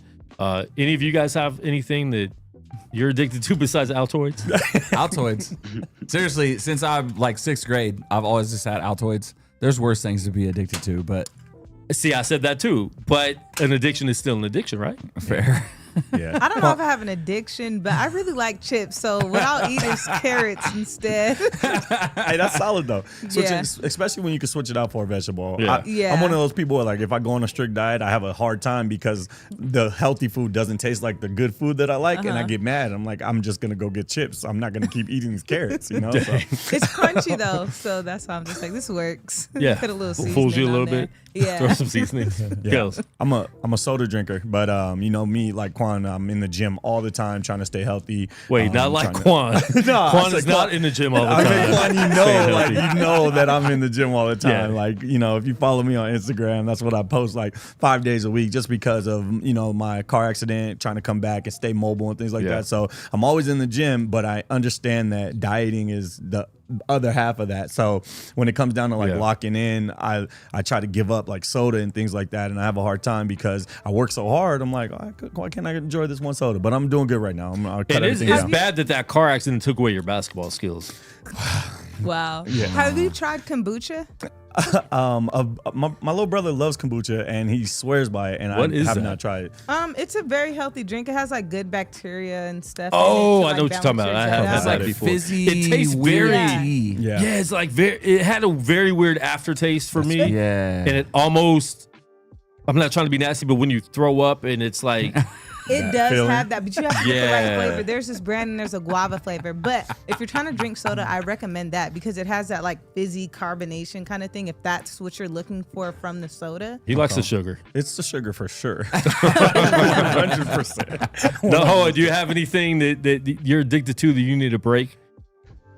Well, I do rock with kombucha. I'm not gonna lie. Okay. I went to Boston over the summer, and we went to we were gonna have a I was staying at Berklee College of Music, and we were gonna have a movie night in the dorms, and we were all getting snacks from 7-Eleven. People were, all sorts of things, and I grabbed kombucha from the shelf, and all my friends from wherever they were, Hong Kong or whatever, like, you're such a Californian. Just grab kombucha, and then I ate an avocado like the next day. Oh just by yeah, itself, that's giving away where you're from for sure. Yeah, but addicted to my brother bakes, and he bakes like gluten-free, dairy-free things, and it's just delicious. Our family like doesn't do a lot of the that dairy and stuff like that. So he was making cookies and brownies, and he just made something called a mallow melt, which is like the most sugary thing ever, and I don't know, I like it. It just sounds good. Yeah, it does. Like I don't even know what it is, but mallow Right. milk. That Is just Is it sounds like like a I would buy brownie it. or like what Yeah, is it is it? like a brownie blondie sort of thing, but with dark chocolate and marshmallows in it. And I don't like marshmallows, but I like them in this. Sounds so, amazing, man. yeah. So that's my weak spot. All right, let us know in the comments, what is your addiction? What do you need to get rid of? And some of you guys don't want to get rid of your addictions, because Luke didn't hesitate at all to not want to get rid of those Altoids, huh? No, what else am I gonna do that's gonna keep my breath good and like keep me all like Brush your teeth. keep my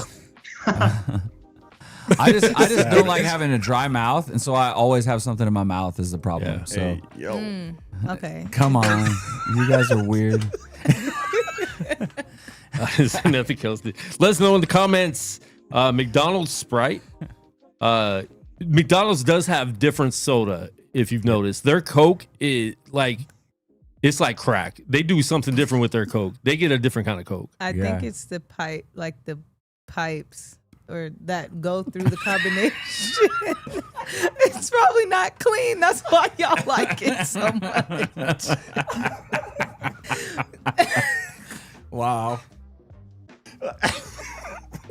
You guys just getting the giggles, huh? This is fun. I love y'all, man. Oh, man. That's so funny. Do you drink soda, Nahoa? Nah, I do kombucha, Just kombucha. smoothies, and carbonated water. All right. Man, that smoothies. is so California. When you eat avocado, do you put it on toast?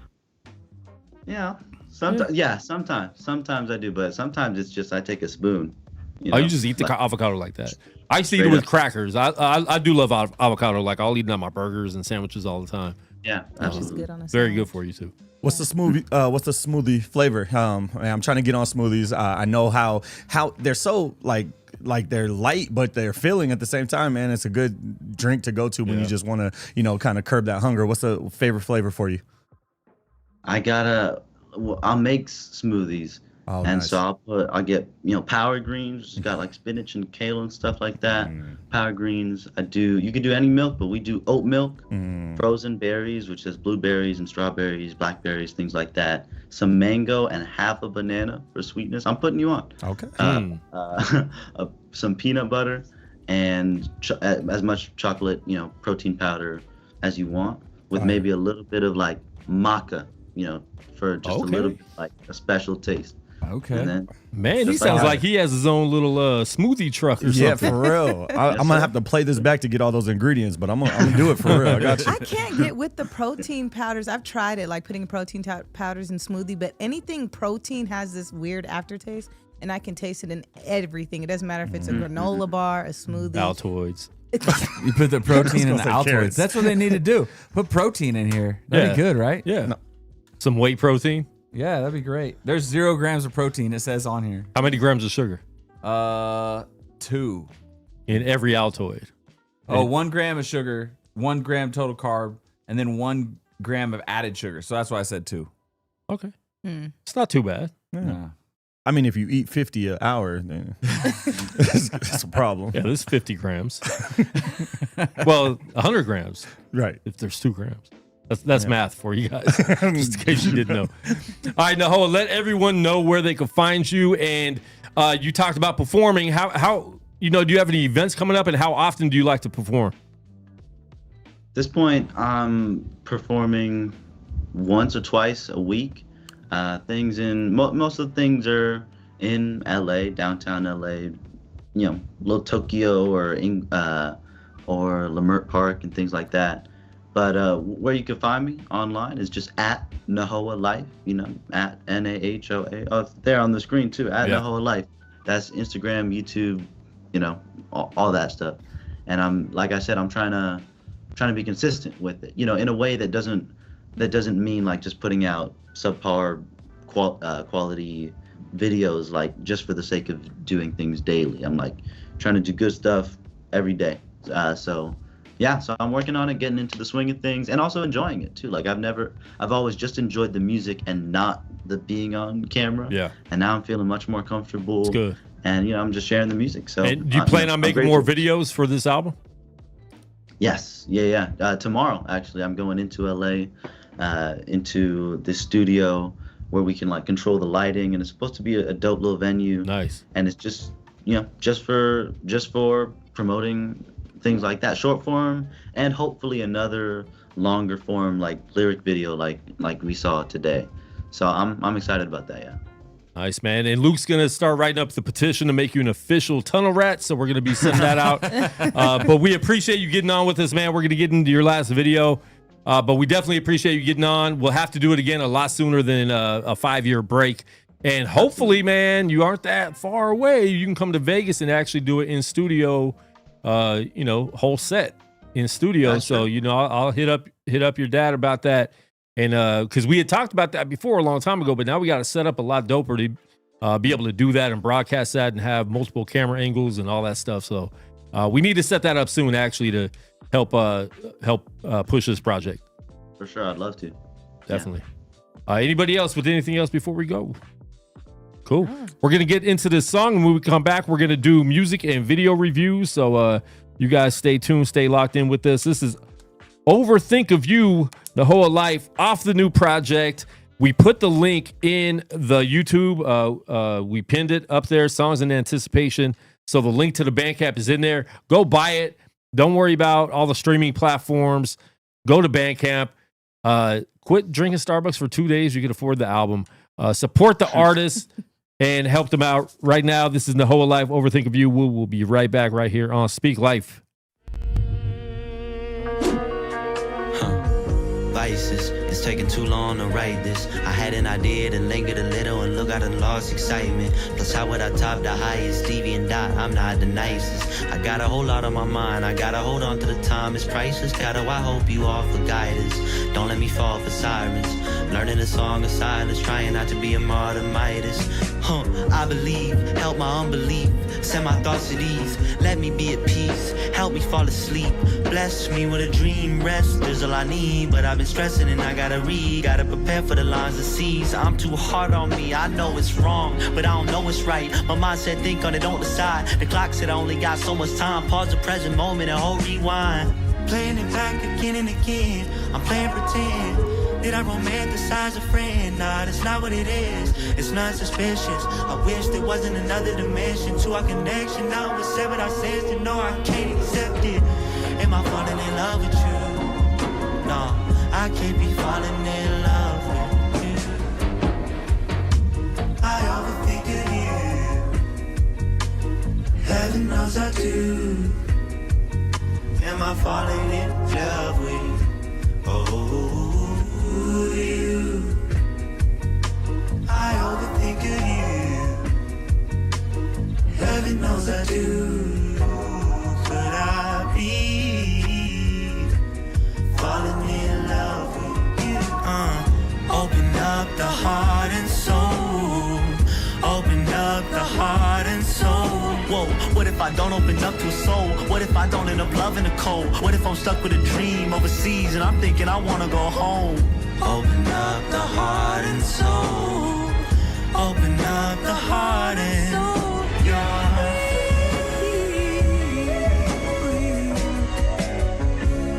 Free to cry. A man ain't dance to a tasteless tune. Holding hands hella hard, we could break our moon. Burnt fingers, laugh to the air, leave us act like we at peace with our decision. Though it's different when we missing something we can't even name. Need another day, maybe I won't think of you the same. I overthink of you. Heaven knows I do. Am I falling in love with you?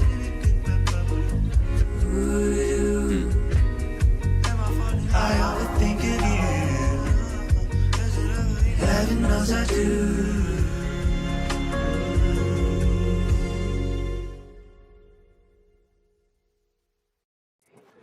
What's up, family? This is Q. You are watching Speak Life. Bam, with Quan. Let's go. Let's get it.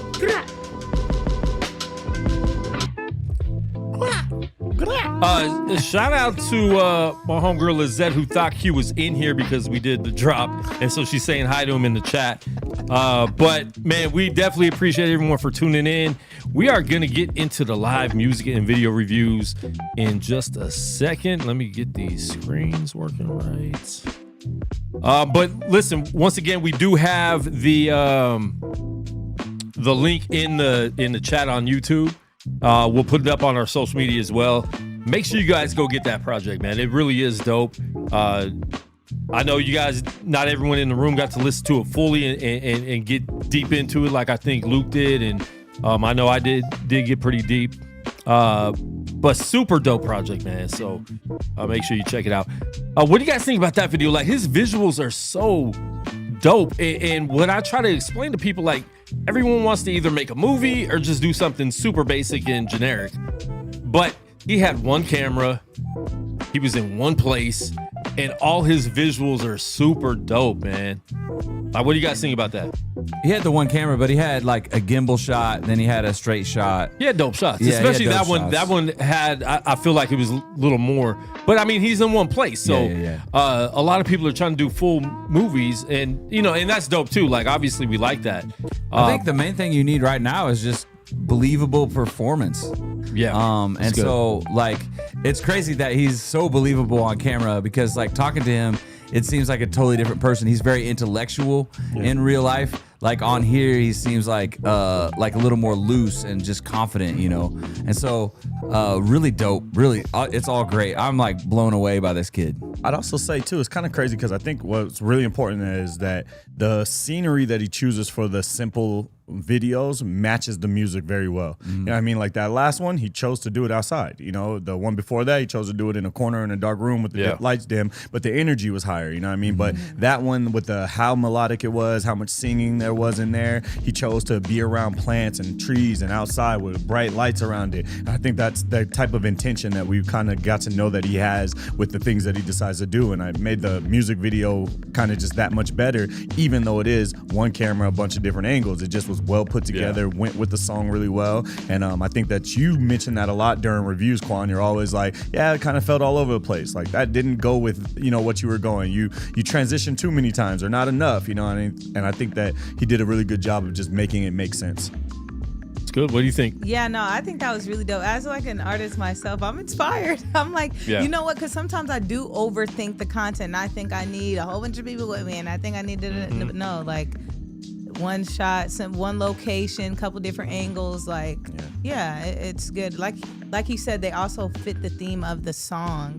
Too. Like, that one was about thinking about somebody and stuff like that. And you're outside, he's laying on the using ground. the speaker as a pillow. Yeah. That's what that was. I can't Couldn't really tell what it see. was. I didn't that's know one of what those that was. Bluetooth speakers. Oh, okay, that's Yeah. dope. Yeah, that was dope. Yeah, that was really But cool. it's always good too when an artist can inspire another artist, right?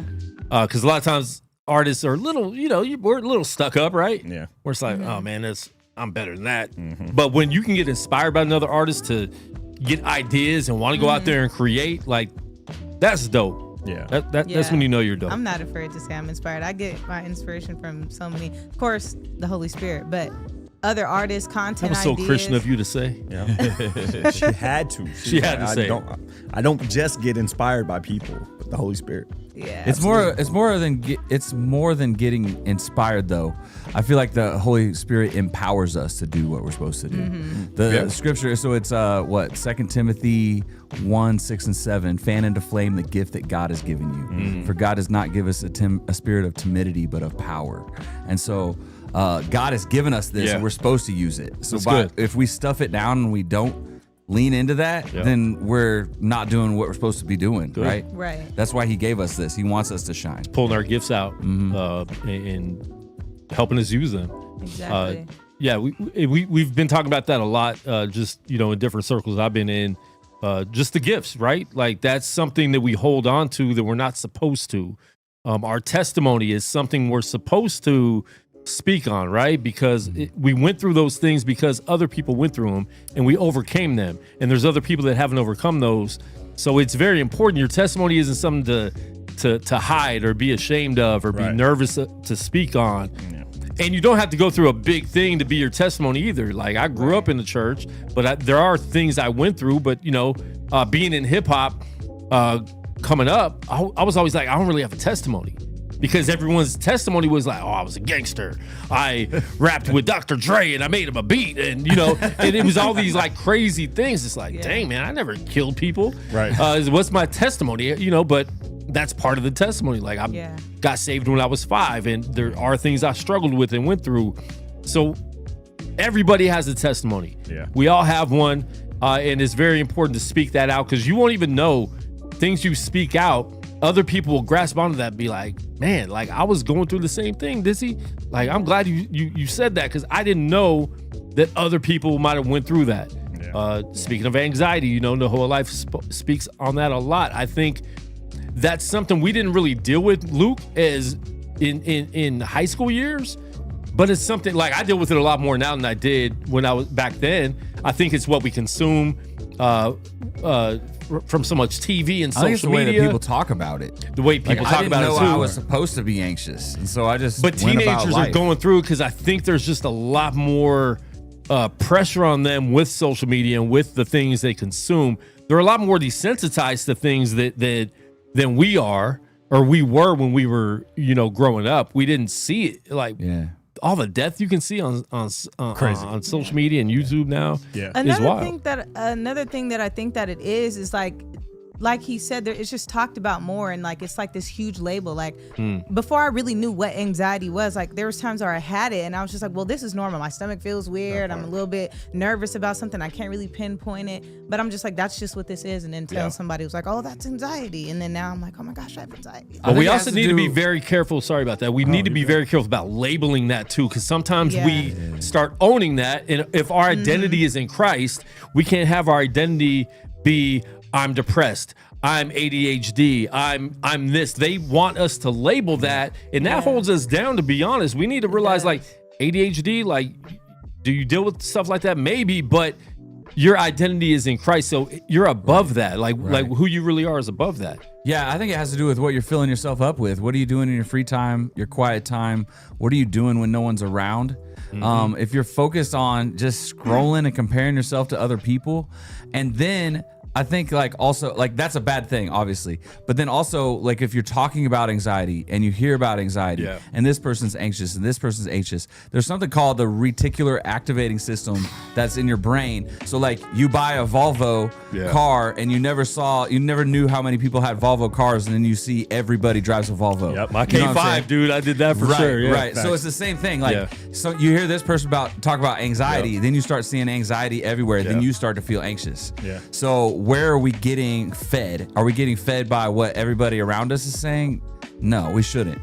And I mean, the show is called Speak Life for a reason, right? Word. Like, what are you speaking? Right. Words have so much power, and little things like that, like just speaking on anxiety, like you're bringing that to life. Yeah, exactly. And it can be contagious, right? Like if we're all speaking on it so much, man, I'm dealing with this, but we have no resolution to be like, this is what you need to do with your anxiety. Here, open the word. Here's some scriptures that help you calm that down. And Luke is just like, man, I do too, and she does too, and then I do too, and we're just like bringing just that anxiety up, hanging out. And I've been in situations like that. It's like I've been in churches like that, where it's like I'm not going through that, but every time I go to that church, I feel like I should be going through that, and when I leave, I almost feel like almost worse, because they're preaching that so much.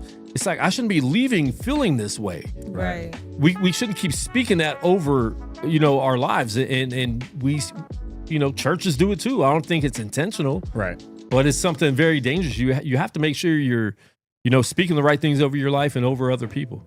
And not to say that anxiety doesn't exist. Like I know lots of people that actually deal with it, but it's just more of like, are we stewing in that? Are we marinating that? You lost in rock, paper, scissors once, and he's not letting you talk again.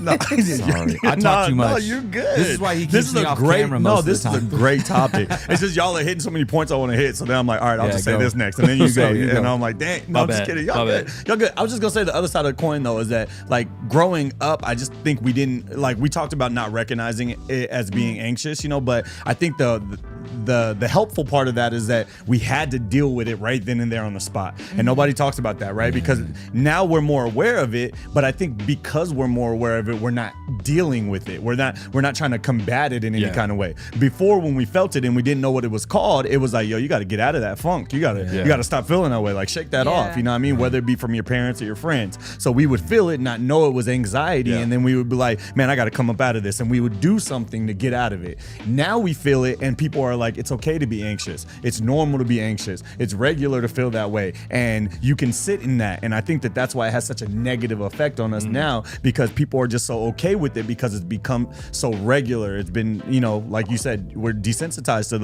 to so much stuff now. It's almost just like, oh, well, you're allowed to feel that way. You're allowed to feel. So nobody's really kind of combating that or fighting that. And it gets into the topic of how get into your Bible, get into your word. You know what I mean? Find something, a hobby, start writing. But a lot of us started writing music when we felt anxious. We started, you know what I mean? Like there's so many things that we could be doing that nowadays we're not taught to. It's okay to feel anxious, but don't sit there. Go through it. You know, you have to get out of that somehow, whether it be through prayer, whether it be through a hobby. You got to get out of that anxiety feeling. And honestly, activity helps kill anxiety and depression.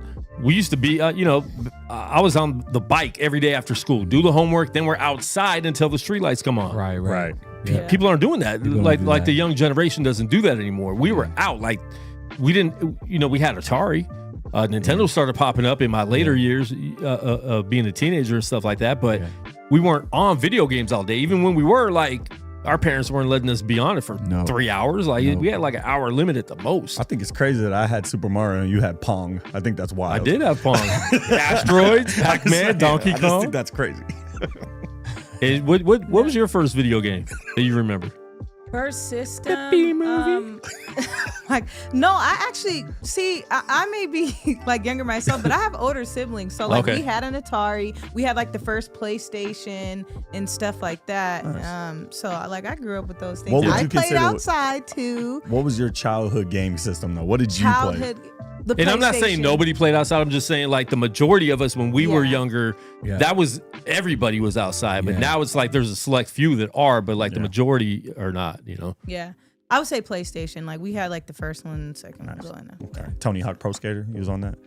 I was more so playing like Crash Bandicoot. I don't know. My earliest memory place was like playing Tekken and like Tekken's a good one. Yeah, those violent games. Yeah. My grandparents had Intellivision. Do you remember Intellivision? It was before Atari. I had a thing that plugged into the TV, and it was like 1 through 9 pad on it. And like it was really strange, but you could play football on there. Too. Word. Yeah, you could play. Yeah, but I had just dots. I remember the NES. I had the NES. That was my first thing I got. I was probably like 4 or 5. Okay. Nice. NES. Nintendo. The very first Nintendo. Yeah. I still have my Nintendo. It's over there. That's my original Nintendo from 7th grade. Way back in the day. Yeah, it still works. Some of the games you have to like smack a little more, but Punch Out is in there and it works. So I just kind of leave it in there. Yeah. Never want to beat Mike Tyson. I never do. That's hilarious. But yeah, I still have some Atari cartridges as well. He said she got to be like 31 or 32. Oh, Weez, chill, bro. Dang, Weez. Weez, just to put it in perspective, Weez, her favorite movie growing up was the B movie. That's just to put it in perspective. 31 or 32. Weez is the type to go in grocery stores and be like, hey, when are you due? Like, I'm not pregnant. Like, I'm not pregnant. Weez. Had a baby 5 years ago. Right, Double Dragon. Wow. Oh, all right, what's your first video game system? Let us know in the comments. What's your first video game system and the first video game that got you hooked? Mine was definitely Nintendo. Obviously Super Mario and Duck Hunt, we had a little gum, but the first game that actually got me hooked was Double Dribble. Bubble Bibble. Double Dribble had me, Corner 3. bro, like being able to play. Bubble I was in Bibble. love with basketball back then, so be Yeah, able to yeah, play yeah. it on a video game. Yeah. And I used to play Bird versus Dr. J versus Bird on the computer and stuff. Yeah. But it was so slow and like so robotic that when you play Double Dribble, all of a sudden it's like full court. You're like, what? And then the dunk, those graphics on the dunk. Ooh, but you knew when you were gonna miss before you missed. Oh yeah, for sure. But that was my first video game, Kels. Man, I probably have to say the most memorable is Super Nintendo Super Mario World. You know, the one where you can get Yoshi, you get the flying cape. But like I played all the other ones. I played NES, I played Super Mario 3 with the raccoon tail. But I think NES Super Mario World was like the first game I've ever beat fully, completely. And like that stuck with me forever. That's like a childhood forever for me. Super Mario 3 is still my favorite Super Mario. Best Luke. on the NES. Yeah, so I started on NES, but I think my favorite video game of all time, I've got two, I would probably say. One was for PlayStation, and it's Super Puzzle Fighter 2 Turbo. And it's just a puzzle game, and I could own anybody to this day at that game. Like, I kill at that game. The other game is SSX Tricky. I thought that game was so fun on PlayStation 2. I thought we were talking first games. That's a classic. I'm just saying. That the was talking games about the I first got game that hooked. got you hooked. I got hooked, yeah. But Luke is, you know how he talks, bro. You, Wow. Dizzy, you kind of mentioned it, but Yeah, Tekken. I remember playing. I had no business playing this, but I had older siblings. But like GTA Vice City. whoa. Yeah. That's why you are how you are. I'm joking. I'm joking. That's why you pulled in here with 5 go stars. through the test to have the testimony, right? Yeah, exactly. Go through some of the comments, Kels. Let us know what they're saying. Man, they're all in there. C. Duffel said Nintendo Mortal Kombat. I remember Mortal Kombat on Sega and Super Nintendo. So maybe, yeah, that's a classic though for sure. Mark Music played Double Dragon. And that was on Nintendo and Sega. Right. Okay. Connor with the Luigi's Mansion plug. That's a classic game right there. Yeah, Cut Right, and then Nintendo, NES, he played Street Fighter 2 on Sega, got him hooked. Yep, for sure. Any Street Fighter game, Mortal Kombat game, I feel like once you started playing, you couldn't put it down. Yeah. That was the one. But yeah, that's... Remember the blood code? Oh, yeah. We didn't have blood at first, and you had to put the code in to get blood. That's crazy. That's wild. Yeah, that's wild. Different world. All right. Next week, we have Shawan. He's going to be live on the show, calling in video. Really dope artist. A lot of you might not even know who he is. If you do, you already know how dope he is.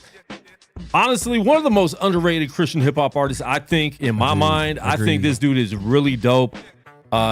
Just his sound, the way he delivers, super dope. I know you're gonna be here. Yep, I'll be here. Luke picks and chooses. So if Luke's not here, it's because he doesn't like you.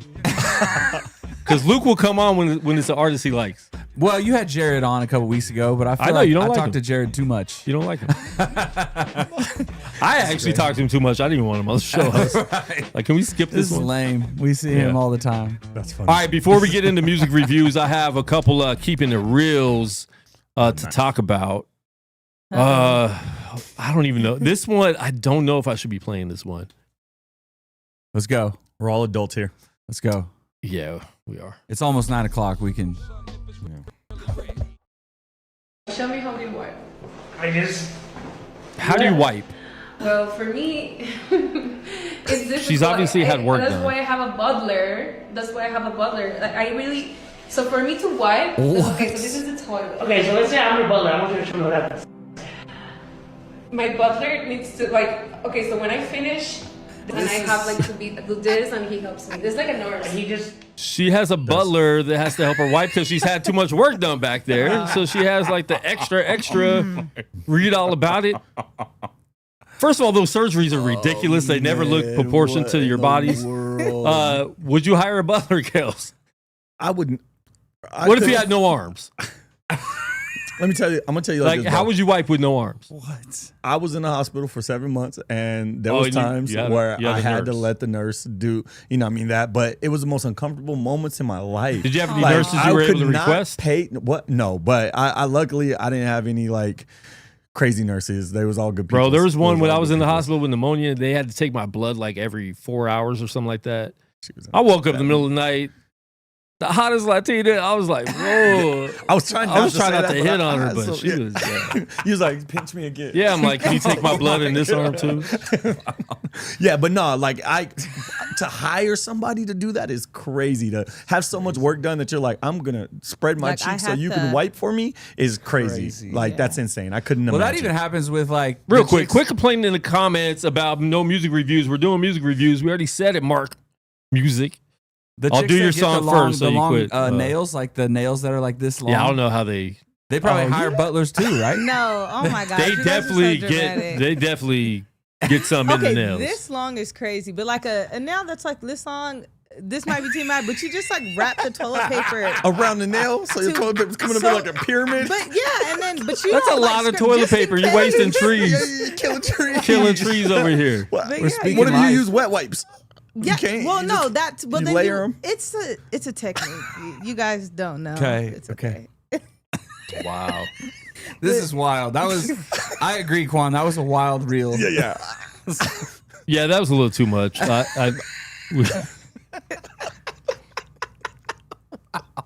right. What's next?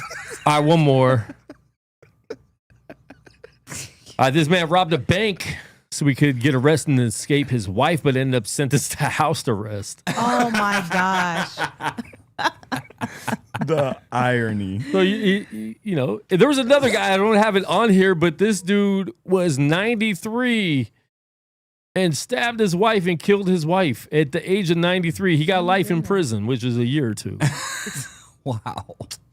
Yeah, that's wild. But like, you're that fed up at 93. Like, you put up with it for so long. Right. You couldn't even, like, it's like till death do his part. He's like, bro, I'm not dying because I'm 93. Yeah, he probably was like, I only got a couple years left anyway. Might as well spend it in prison, you know? It's wild. I've never been there. Yeah, I've never been there. Let's do something different. Get up out of here. Yeah. All right, man. We're getting. Oh, one more. This one is. Mark Music finna go bananas on you, bro. Yeah, man. If he I'm just kidding. Hey, C Double and Weez think it's funny, so they're at least hanging. They are. All right, this dude. You know, you can go to you can go to your town hall meetings, right? Like any of us can go. We can go speak. You get 2 minutes or whatever, so you have a lot of time. This dude decided to break dance for his. Billy, I started your time. 2 minutes.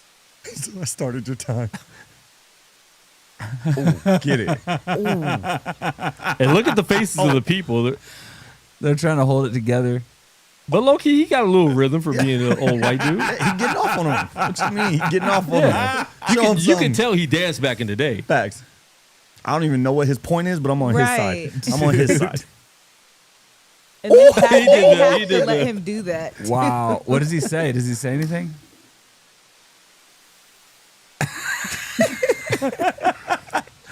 Hold on. You know I can do the backspin? Anybody? You want to see me do the backspin? I like this guy. This is the best one. Should have started here. Can I do it up here? Can I do it up here? Watch this. Oh. Hey. He really hit that. Wow. He did. He got it. Took him a minute to get up, but he did it. Why did our taxes go up so much? We were told. That's funny. Why did the taxes go up? Hey. I mean, listen, man, anything to get the attention of the people, because I want to know why their taxes went up too much now. Yeah. But Me too. man, I'm on his side. all right, should we do music reviews? Yes. Luke's Yeah, trying to you leave. guys need to Luke got to listen leave to at my 9. song. Luke's leaving at 9. Play my song first. No, I'm just kidding. Diz got to play hers last. All Because right, she's going let's to be see. here We regardless. did get some in order. Womp womp. I think, did Mark Music send his first? He didn't, but since he's kind of crying He's crying in the That's comments, crazy. we're going to go ahead and play his first. Wow. Where's it at? All right, music reviews. So what we do here, if this is your first time on the show, first of all, if this is your first time, thank you for watching. Please subscribe to the channel so you can tune in every week. We're here live every Tuesday, 7 p.m. We're going to start being live, doing some different stuff on Fridays. I'm not sure the exact time because it's going to be more afternoon. A lot of East Coast people struggle with being up at midnight their time just to watch us. But we are going to be adding a second show every week. So make sure you subscribe to the channel, and we're going to be putting up other content also.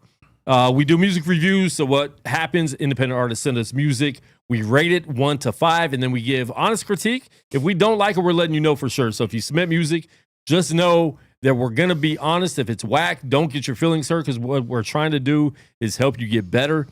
Sometimes people just don't like it, like other people might. So don't take just our opinions for facts.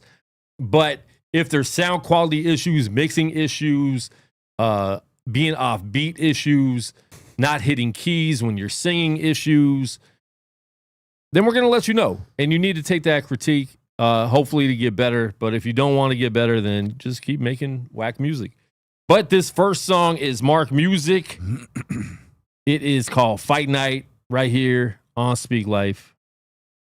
And rate in the comments too. Get fire emojis if you like it. You know what it is. They like, oh my God, there's that Kingdom Kid. Talk about some who? Here we go again. Talk about the Jesus dying for our sins. Oh, look, here he comes. Please don't let him in. I don't want to hear that name or sound again. Guilty conscience, I can't let them see within. Because if they do, they gon' know all of my sins. These are the things that they're thinking in their mind. Anytime they see me walking, driving by, feeling conviction where they're caught in the line. Play with my emotions, I'll just step aside. Trying to stress me out, I ain't got the time. If you don't like me, you can stand in line. Don't need your approval, that's a waste of time. Focused on my goal, staying on my grind. Check out my energy.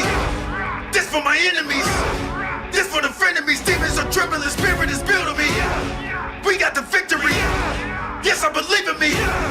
Man, I got, I'ma be so much potential. The seconds and out of me. Whoa, whoa. Set body go, Satan's gotta go. Demons catching balls. Whoa, whoa. Talking back to people standing, acting like they got it all under control. No, you ain't gotta settle, wrestle with them devils. Put the battle to the floor. Go, go and make disciples. Tear down all your idols. Jesus, the Lamb of the go, go. You got the fight in you. Christ inside of you. You got the fire meant for my child. Don't let people lie to you. He is the way, he the truth, and the light. He's the Redeemer, Messiah, the Christ. Alpha, Omega, the bearer of light. So off the world, bring a flavor to light. The spirit is dead, he can bring it back to life. Pick up your weapon and join me in this fight. Spiritual battle, fighting every day and night. This is fight night. Holy Spirit might. You go night, night. When it's going down, Saints are going up, Satan's going down. Jesus coming back, there's no way around. Coming back to judge when that trumpet sounds. Every tongue confess, every knee will bow. Jesus is the King, do you get it now? He my weapon, I'm not gonna put him down. Get the step because he do not play around. Woo! Temperature rising, they mean now look how they vibing with me. The time is trippy, it's crazy how life just hit me. Now you gotta try to fit me, my time is busy. Now you cannot hide your envy. The look in your eyes is iffy. They tried to sit me and plot to deny me. Plain it, but ain't no that lie was in me. I'm on assignment, got the commission. Heat in my chest for the holy ignition. Crack as a wave, it's the holy collision. Time and precision, no superstition. Life hit a curve, but I've been with the vision. Tear through the lies, they be constantly sinning. Christians exposed, envy get vivid. Tell you one time, better stay off my business. This ain't a game,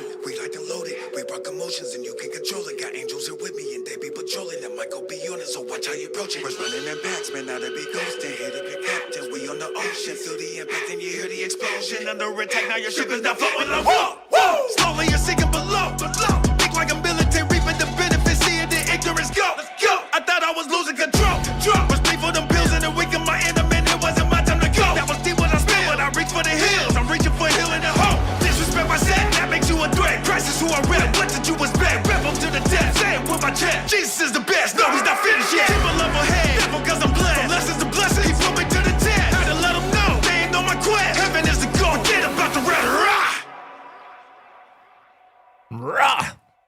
All right, that is Mark Music with Fight Night. I actually really like the song. I love the energy. This is one of those tracks, and I've talked about this a lot with Mark Music when he submitted before, that a live show, this would just go super hard. Yeah. And it's called Fight Night. Like, I could see a fighter walking out to this, a boxer, a UFC fighter. I could see a fighter walking out to this. The sound was really good as far as mix, very clear on the vocals. I like it a lot, man. I don't know how you guys feel. I don't think Luke's gonna like it because I know his style, but I will give it a 3.9. I'm gonna give it a 3.9. I really do like it. I love the energy. That's something I would listen to again. And like I said, like doing a live show with that, the crowd would be going. Yeah. You know, so I like it a lot. Yeah. At first, I was gonna make a joke. I was like, "Man, you was complaining so much about music reviews for that," but no, it was actually fire. It was fire. I thought it was gonna be funny, but it was fire. I actually really like it as well. I think that There was some points in the song where I felt like I wish it was like some kind of switch up. Even Cutright said, like, where was the hook in the song? And I'm like, yeah, like it's kind of difficult to tell exactly what part was the hook.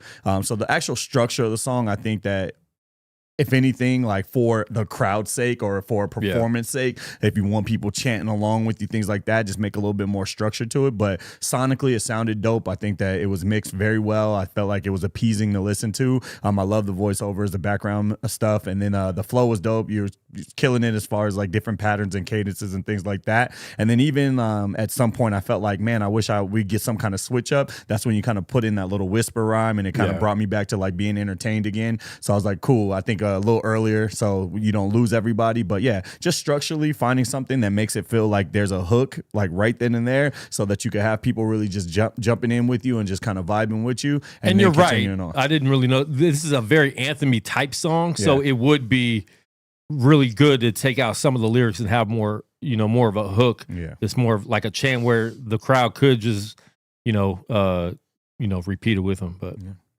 overall though, I think that's like a 4.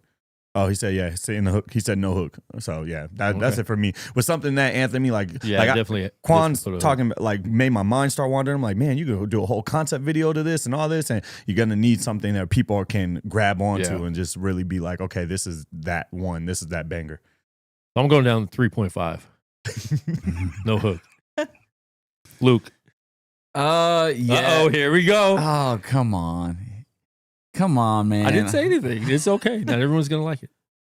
So I kind of started like, I think you guys both, like the way it started, I wasn't feeling it at all. The rhymes were very predictable at the top. Like I almost like just went in one ear and out the other. It felt like just grabbing at typical things Christians would say in a song. Yeah. Then it got really dope with the cadences and the rhymes. And then I started paying attention to how the music was going. And it felt like a bunch of copy and paste different vibes throughout the whole thing. There wasn't a hook that glued it all together. Yeah. It feels like a song that you would pitch for like a sync deal, except for there's no hook, so they probably wouldn't take it, right? It feels like Kanata Small, like that kind of sync deal stuff, or like a intro on an NF album. Like it's like that kind of messing with your cadence, like opening up your album, getting a lot of energy out kind of thing. And so like, I think it was cool. I don't know. I think there's something wrong with my headphones. Like, I think the whole night, it's not just this. It felt really quiet to me in my headphones. Yeah, I could later. It felt really quiet in my headphones. And so I was struggling with the mix just for my liking, but it's been like that all night. Are they going in and out? Because we could turn the volume up on that. No, it's just quiet. It's just quiet. I don't know which one mine is. Number 2 or 3 over here, Kills. Number 2 right there. Try number 3. That one. Or 3. No, that's 1. That's 2. Goes in order. Check. 1, 2, 3. I don't know if that changed anything. Check. No, I think is that me? Okay, go to the other. Go to 3. The next one. Check. I don't know. Just go up kind of loud, like a lot. Yeah, you could crank it. See what happens. I might be 2. Yeah, something changed just now. That's fine. Okay, sorry. Tangent. Sound better? Yeah, it sounds way better. Okay. My bad. No, it's okay. So I was struggling with it. Like as a complete song, I just think it was fine. I don't know if I would go back to it. I'd probably give it a 3. Okay. Dizzy Live. Yeah. At first, I was kind of feeling like the same thing what they're saying. It was missing a hook, but at the time, I didn't notice it. But I just felt like there was a lot going on as far as in like so many different switch up with the beats and stuff, which isn't a bad thing, but it was hard for me to catch a vibe because to me, it was changing so often that it was just, and there was nothing to like anchor it, which is that hook that is not there. But other than that, the song is cool. I like your cadences and things of that nature. Like it wasn't a bad song, but like he said, I probably wouldn't go back to listen to it, but definitely I think that would be great to perform. I think that would be a great live song just because it is so hype. You do have those switch ups that would make a great performance song. So I think you definitely got that in the bag. I would give it a 3.5. Dope. All right, we're going to get into the next one. This is actually a local artist out here. He's from Vegas. And he will be back on the show soon. It's Jay Ryan, Like Birds, right here on Speak Life. Here we go. And it's a video. Nice. This is old. I heard this one. Is it old? Is the video old though? No. Okay.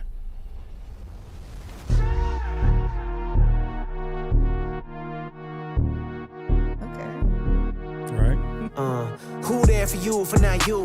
When pressure buzz pipe, tell me what you gon' do. Drowning your tears, all full of bamboo. Been down a few years, still shooting for the moon. Blah, blah, blah, blah. What's a goblin to a goon, another monster in the room. Got a hostage and a llama spit two like M82. You probably hate me, well I hate you too. Yeah, I hate you too. Nah, I love you, man. Yeah, for all the things that you put me through. Try to put me down, but I made it through like escape shoot. Like lock and load, shoot, aiming. I pray God knows you and the angels too. This world get cold like angels do. Let the bone counter, all these Debbie downers trying to down. I wanna see him trying to buddy nod. Cause he got what we got, cause of God. Ain't no lie. This ain't no lie. Ain't no, oh God. This ain't no lie. Ain't no fly. Ain't no lie. Ain't no lie. This ain't no lie. Ain't no. This ain't more fly. Ain't for sky. Ain't no lie. Shoot to kill, let it die. A little tell, never lie. Take your pick, but don't prick yourself. Don't lose an eye for an eye. This nothing new, this what I do for real. And y'all just put raw food out here. I stand behind my words. Slow to speak, quick to hear. Most of y'all like birds. Chirp, chirp, chirp, chirp. I'm focused on my herbs. That work, work, work, work. We all grow from dirt. My foes on the alert, so I stay alert like blurt, blurt, blurt, blurt. Another trigger, happy finger ringing on my ringer. Kick the door, let it ring out. The guy's name we sing out. This ain't no lie. This ain't no lie. Ain't no fly. Ain't no lie.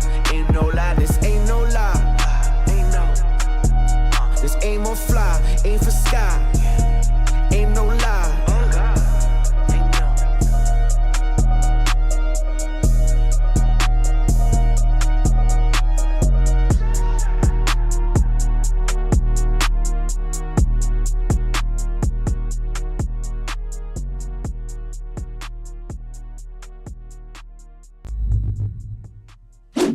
All right, there's Jay Ryan, Like Birds. Dizzy, I'll let you go first. I felt like it wasn't a bad song, but I feel like there were times where he would start to catch a flow, but then like switch it up, and it just was kind of very plain and basic. It was a okay song. The video was nice. I liked the visuals. That was probably the most exciting part for me. I like to see the different visuals, but the song was okay. I would give it, there's a video, so 3.5. Oh, she hated it. Yes, she did. All right, I feel a little bit like I like the video a lot. The video is super clean. I think there could be a little more going on in the video because it did get a little like you're in the desert and then it kind of just stayed there. They had the scene in the cave and everything. But as far as how it was shot, it was super clean. So I did like that. I liked the song. It started off really good, but then I got bored of the song, and I don't know what it was that got me bored of it halfway through to where I was just kind of tuned out a little bit.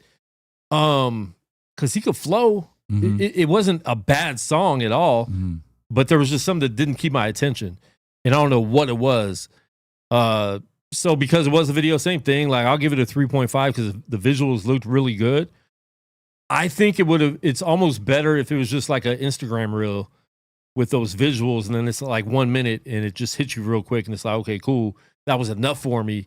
Because after a minute, it didn't keep my full attention, and he's a dope artist. Like I really do like him. But I don't know what it was about that. I don't know. I really can't really pinpoint what it was, but it just didn't grab me. But yeah, 3.5. Yeah. Luke. I think that this is what happens whenever you're just playing into the algorithms and the playlisting and everything. So this song is only 2 minutes long, and he didn't hang around and flows long enough because he knows how long a song needs to be playlisted, you know. And he didn't get too deep in what he's saying because if he goes too deep, it's going to be too long, right? bad attention span. And so therefore he's abstract with what he's saying, doesn't really unpack too much. He's painting pictures, right? Yeah. But he doesn't really tell you anything. And so I think that's where we get bored. That's where we kind of check out. Like, we're really real hip hop heads though. Yeah. So but you know, the 14-year-old that's just on a playlist probably thinks it's dope and then just moves on to the next song, right? True. We're analyzing like every little thing. Yeah. And so I think that's probably the tough part and the good part about where we're at, because Jay Ryan can make some decent money if he's got songs like this. If like most of his songs are 2 minutes, right? Yeah. But like for those of us who actually want to consume and like listen to like his perspective, his worldview, what he's going through in his life, we're probably not going to get that from a song like this, right? Sorry, that's just my little anecdote on this. And I love Jay Ryan. Like, I've gotten lunch with him a few times. Like, he's a good dude, great dude. Yeah. So, and the video, know who you didn't get lunch with this summer? Not you. Yeah, I still owe you lunch. Bro, he was talking about getting lunch. He's like, man, I'm off all summer. We can hang out. This fool set up a studio session, didn't even come. I did. I wasn't allowed to come. He sent the rest of his church. I wasn't allowed to come. They kept changing the date, to be fair, though. Yeah. But the video's dope. I like the transitions. Yeah. Like, there was a really surprising transition at the beginning where like he's out in the middle of the desert and then like something changes and then he's in the cave, and it was a smooth transition. So I'd give it dope. Yeah, I'd give it like a 4. I'd probably give it a 4 because I think I like the flow and the way the song was set up better than the last song. So I rate it better. Yeah. All right, that's it. We cut him off all night. I'm just gonna let you go first the rest of the night. That's fine. I'm ready. Actually, so it's funny. I agree with Luke. I was just gonna say that I think when you submit a song, should keep in mind like what it is, what we do. Mm-hmm. Like, we break down all aspects of the whole entire song, and some of this really sounded like a freestyle. It sounded like a Instagram freestyle. You know what I mean?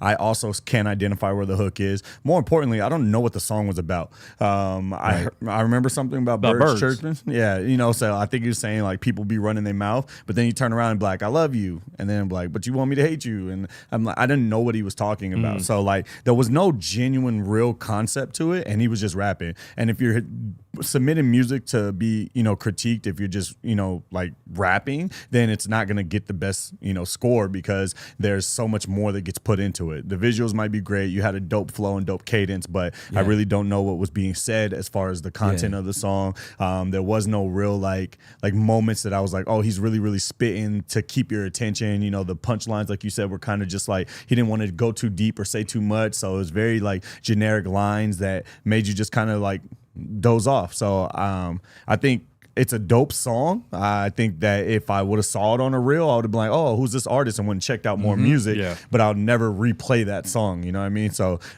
if we're critiquing everything like we have been for everything, I'm giving it like a 3.1. Okay. Yeah. We have a little bit more time left, so we're going to get into as much as we can. Luke wants to leave already. I could tell. I see it in his eyes. But we'll go for another 20 minutes. Okay, Luke? It's fine. That past your bedtime? Yeah, I'm good. Okay. So this is C Duffel, and we'll go a little faster on the critiques. This is C Duffel featuring CJ. I Need You right here, Speak Life.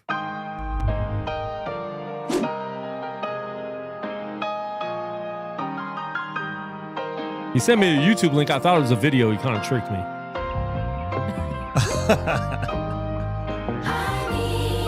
Lord, I need, Lord, I need, Lord, I need you. I need you, Lord. Last breath, I need you more than my last breath. Drowning inside, Lord, I need your help, yeah. I need you beside me, order my steps. I can't live life without you. I don't care what they do. You remain true in spite of what I go through. I'ma follow you. You're living water. And you was everything I need, 'cause you my father. I need you. Lord, I need, Lord, I need, Lord, I need you.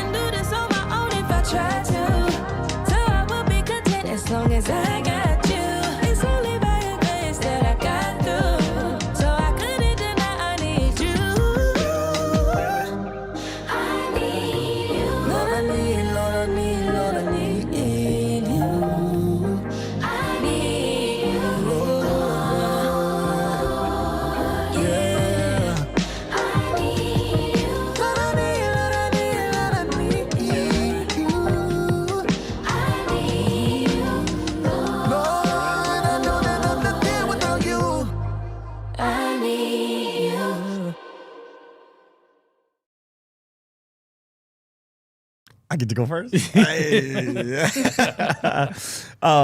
Super dope. And that's I Need You C Duffel featuring CJ. Yeah. I think that's a testament to what we were talking about earlier as far as it could be short but still be grasping and catch your attention. I love the vocals. That's something that I could see myself playing all the time, just kind of feeling the vibes, or even walk around and end up catching myself singing it accidentally. I thought that was top tier. Love it. There's no music video, so you know, I mean, we know what you could do with the visuals, so we'd love to see, you know, something that you could just put together real quick, a little short video to that short song. But I honestly love the whole vibes of the song. I thought that was super top tier, bro. You went crazy. Let's go 4.2 for no video. 4.2. All right. Yeah. I don't know. I like him so much that this song was just it was gospel-y and kind of, it wasn't my vibe that I would listen to. So it wasn't one of my favorite songs from C Duffel. It was definitely good, very clear, very clean. I like the artwork and everything, but like the song itself is not something I would listen to a lot. So for that, I'm gonna give it a 3.2 because the quality was there. I don't know if I'm just tired or what, but like I don't know. It just didn't grab me a lot. So yeah, 3 point whatever I said. Luke. Yeah, this taking this vibe and like doing that from a rapper standpoint is like pretty popular right now. People are trying to do the R&B bangers now, like the gospel adjacent CHH is popular. It's really rare that they could do it as well as C Duffel did though. Like this is top tier. Yeah, like I agree with what Kel said. Yeah. It's top tier. Cutright said he hopped out the duffel bag and put the song in the body bag. I don't know if I would go. I don't know if I would go that far. Again, it's a 2-minute song. I feel like he could have. It would have been dope if there was a rap verse on there. Yeah. I know that he could flow. Yeah. But it was also cool to hear like he was holding down that melody. He wasn't struggling on that at all. Especially those choruses are like pretty clean, I thought. And CJ, she's great. It was a great feature on there. I like the whole song. It wasn't a video though, so I'm probably around 4.2 as well. Nice. Yeah. All right. Can I just add something to that too? Nope. Dizzy.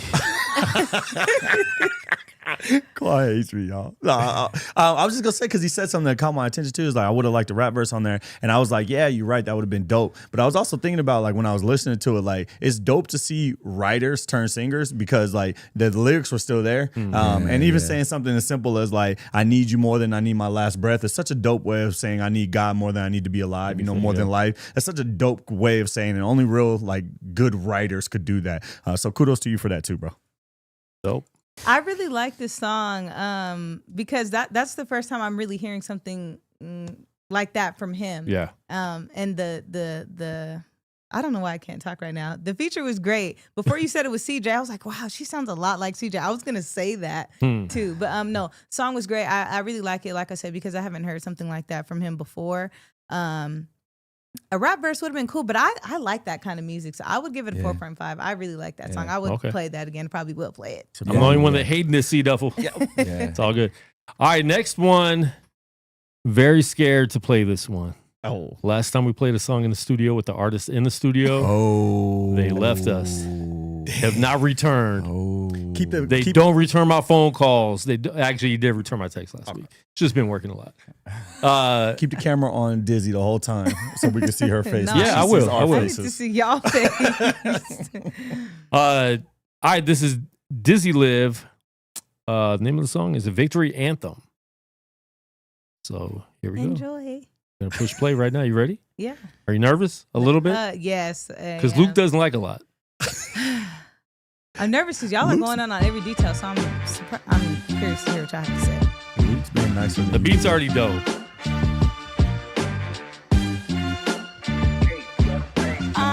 Times change, people change, but that won't change me.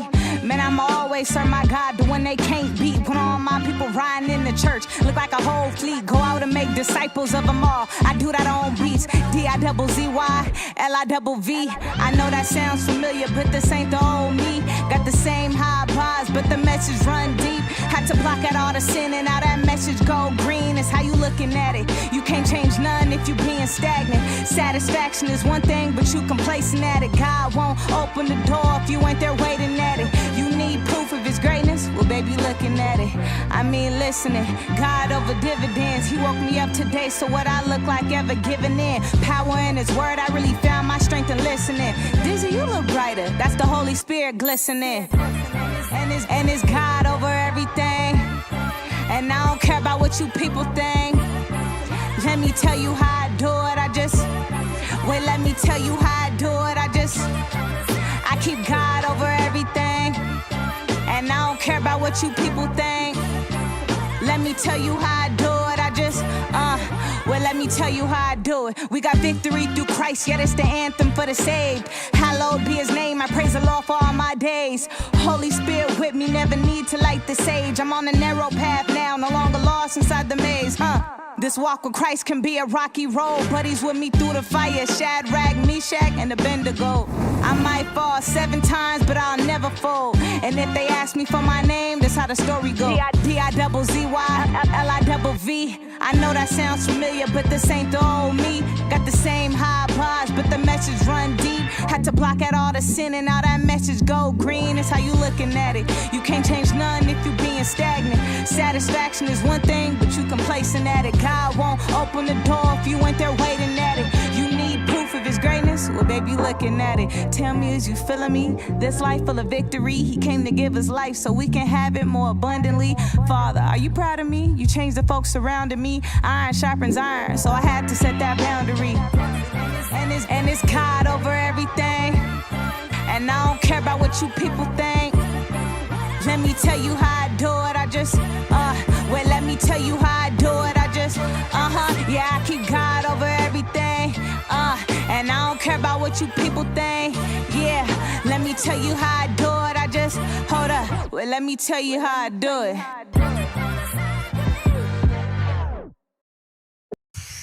All right, that is Dizzy Live with Victory Anthem right here. I wasn't really feeling that. I'm joking. I love the beat. So when it first started off, it's a song that I want to listen to right off the bat, right? Right. The beat definitely grabbed me. I think the mix with the beat, I think it needs more bass. I don't know. There was something where the beat wasn't like full when you started rapping to me. I think it needed a little more bass, but it sounds like it might be done, right? Is it song? Done being mixed and all that? No, it has to be mastered. That's just okay. I think that was the issue. It wasn't like hitting in my headphones super hard. But man, the lyrics, the hook, your delivery on this, I feel like it's different. I feel like you stepped up. I'm not sure when you recorded this. How long has it been? This is new. How long? That part. Like I just finished it like last week. Yeah, okay. Yeah, you've definitely stepped up because this is at a different level. And I think this is the level that I wanted to see you at. This is the level like when I saw your other stuff, I'm like, all right, you're there. You have the confidence, but I think now you just need to sharpen the lyrics, work on different deliveries and stuff like that. And I think you did that perfectly here. This is the style I want to hear from you. Facts. So I'm gonna give it a 4.5 just because you're sitting right next to me. It'd probably be a 4.4 if you weren't. He wants you to come back next week. But I want to see a video. Did you already shoot the video? No, I haven't shot a video. So do you have a concept for it? Kind of. This is a very like hip hop like track. Mm-hmm. It needs to be like rugged. This track needs to be rugged. Or you could just be playing like what's his head was doing earlier, you know? Like it doesn't have to be crazy. Yeah, that too. Nahoa. Yeah.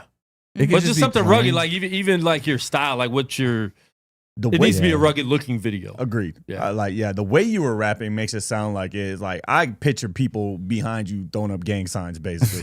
No, honestly, it was just like you, and I think it was the confidence. I think you were rapping harder. You know what I mean? And Quan said it best. Like I listened to your old stuff, and I was like, oh, she cool. Like she tight. She got a flow. She got a message. You know what I mean? But then I listened to this just now, and it was like, yo, you're spitting. Like you got in your bag. Like you was really trying to talk that talk, and I think you carried yourself in the confidence of being somebody who you know is consistently improving and things like that, and that's very dope to see. I thought the whole entire cut rights in the chat. You said ski mask in the church. You know what I'm saying? Like that's what it definitely felt like. But no, you were like rapping, and I thought that was super super dope.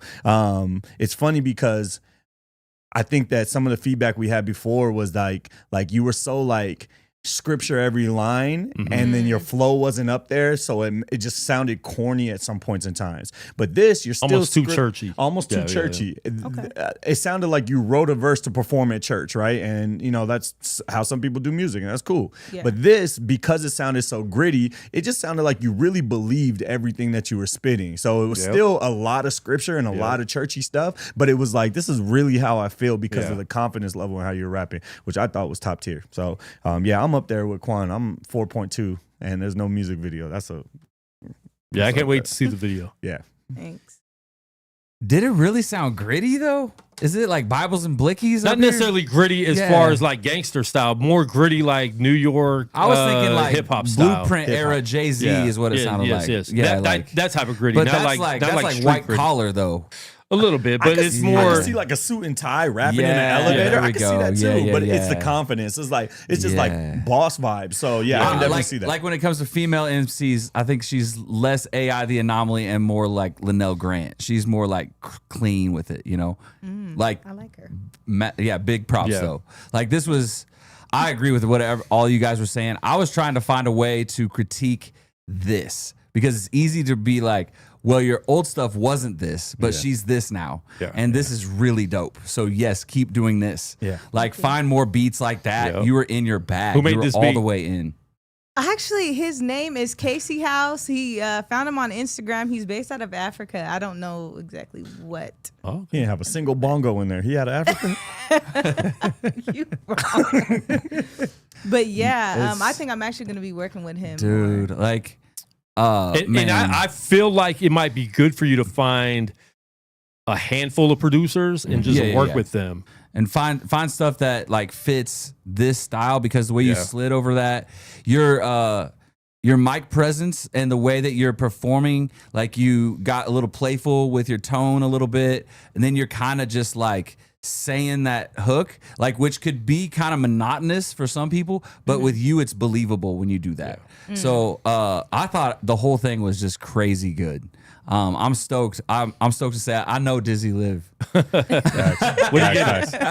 I give it a 5. Like I don't have to see a video. I'll give it a 5. Nice. Wow. I need a video to make it a 5. Shout out to Africa. I'm gonna send a beat pack. Oh, C Duffel wants to send a beat pack. That would actually be a good combination too. Yeah. Okay. Yeah, definitely do that, C Duffel. If you're in the comments, we got to get going. If you're in the comments and you submitted a song, let us know right now, because we're only going to play songs of people that are still watching live. So let us know right now. Cartwright submit a song? Cartwright and Wheeze. So we're going to get into Wheeze first. The Gentleman by Martin X. Why does it say by Martin X? Did you change your name? Is this your alias? All right, we're going to play this right now. That's his group. Remember the first time we heard him on here? Oh, yeah. Okay.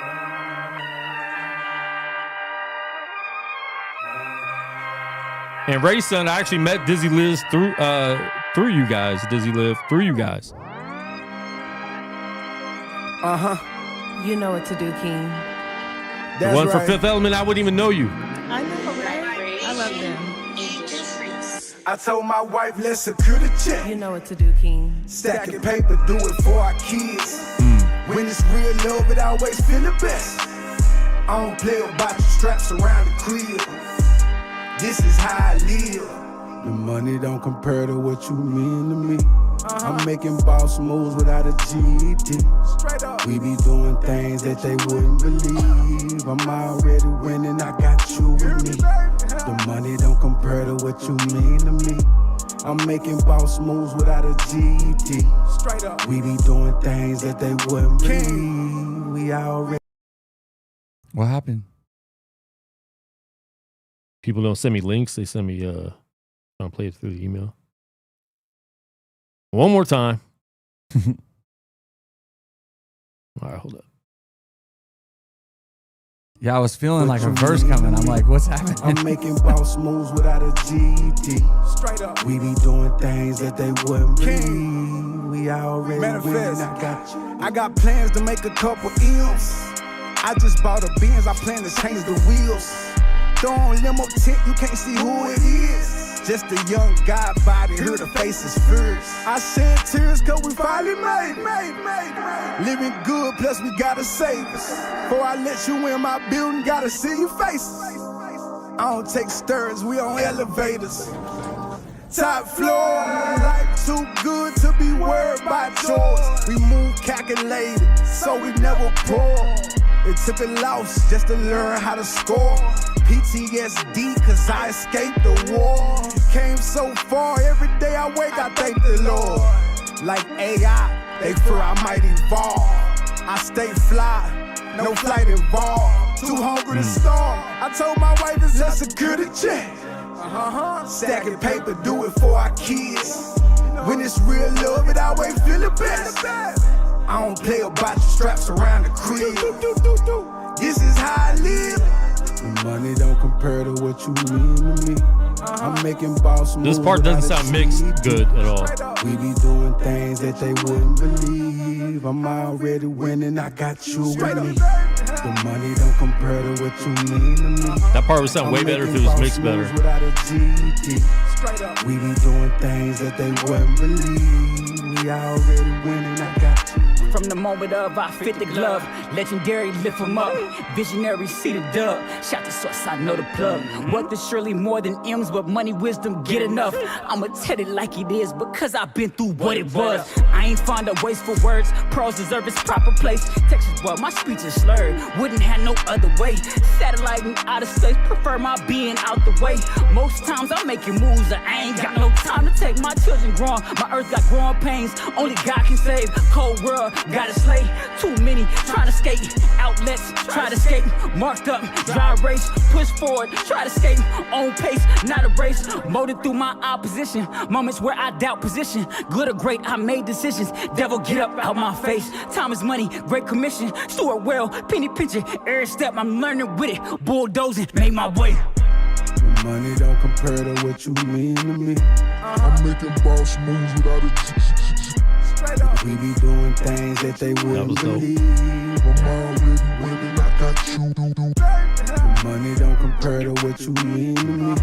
I'm making boss moves without a we be doing things that they wouldn't believe. I'm already winning, I got you. That's The Gentleman by, what's the name of the group? Martin X. Like I said, I think the mix could have been better because the song is good, but I think the mix threw some things off for me, especially on that hook part. But the lyrics were, like, the verses were dope. They were super dope. I like the vibe of the whole song. I'm gonna give it a 3.5 because I think, like, if you mixed it right, it would sound so much better. Yeah. The hook just wasn't full. It wasn't like, so that part wasn't really hitting that much. But I do like it. I do like it. So yeah, let's go through quick because we do have a lot more people trying to get on in 5 minutes. I saw Vashon in there. He's got some dope songs. Yeah, let me know what email you sent that in because I'm not sure what I got. Cut right said his phone about to die. So plug it in, bro. Yeah, same. Quick review. I think the vibes of the song was dope. It's not something I really heard in the like Christian hip hop scene too often. It kind of just gave like.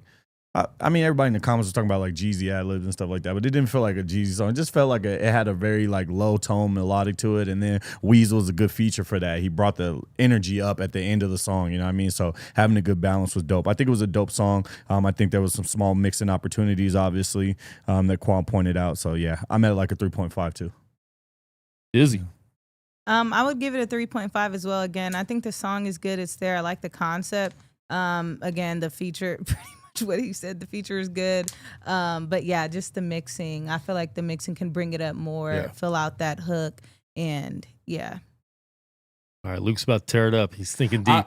I was struggling with the juxtaposition of like the mafioso horns and the strings with the auto tune in the vocals. Like I don't know if that matches. That might have well. messed me up too. Yeah, because you can have the mafioso stuff and then just rap like that over it. But when you're really scribbling everything everywhere, it was a little weird to me. And I agree, the hook could have used some tuning up a little bit, like just fix it. And maybe even some more vocals on top of that vocal. Yeah, something else. Else. Weez definitely elevated it, and I really like the bars.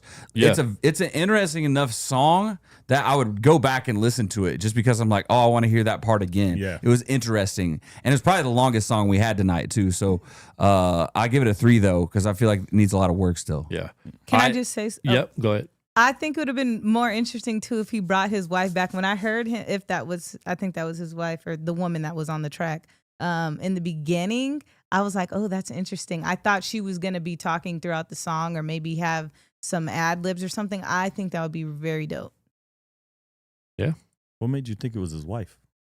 Well, because you said me and my wife or something. He said something about this is my wife. Oh, in the he said something about his wife in the verse. In the verse. Yeah. Okay. He said that girl on the song is my wife.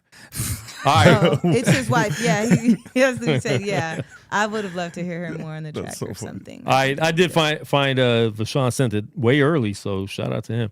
We're gonna play this called "Devotion" by Vashawn right here. Speak Life. Am I pronouncing his name right? Yeah.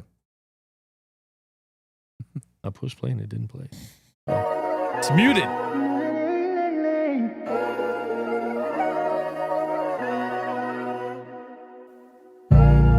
I've been through the motions, been deep in the ocean. All right. My God stay the closest. I'm filled with devotion. Everything in good timing is what they all told me. But everything's in his timing, he watching it closely. Coming back from the clouds, not talking Adobe. With me 24/7, Mellow and Kobe. Imagine me at 14, I did everything. Shorty wanna holler, I don't got me a wedding ring. Puff, puff, pass, I just thought it was medicine. Chasing after lights, you can call your boy Edison. Greatly deceived, I let that girl have my body, it left me empty. Man, would you believe? At that moment of my sin, he didn't send me straight to hell on a one-way trip. Instead, he sent his own son to take on my sin. Yeah, took my chains and he broke it in half. Now when I'm looking up to heaven, all I see is my dad. I've been through the motions.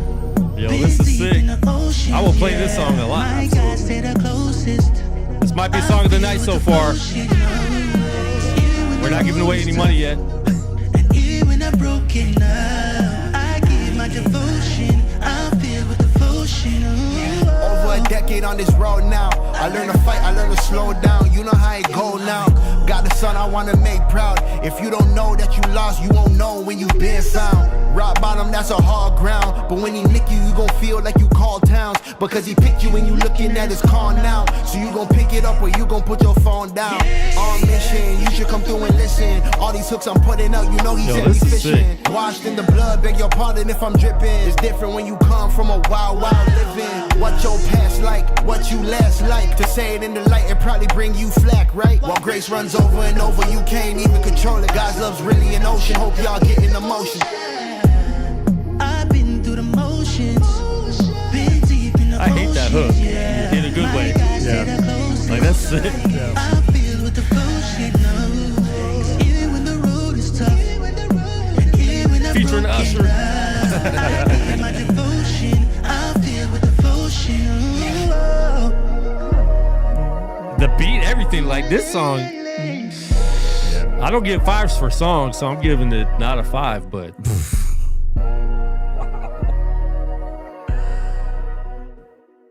I'm not even gonna lie. Like as far as the song structure, lyrics, like the change ups into the hook itself, the intro, like right when the beat hit, this is almost a perfect song.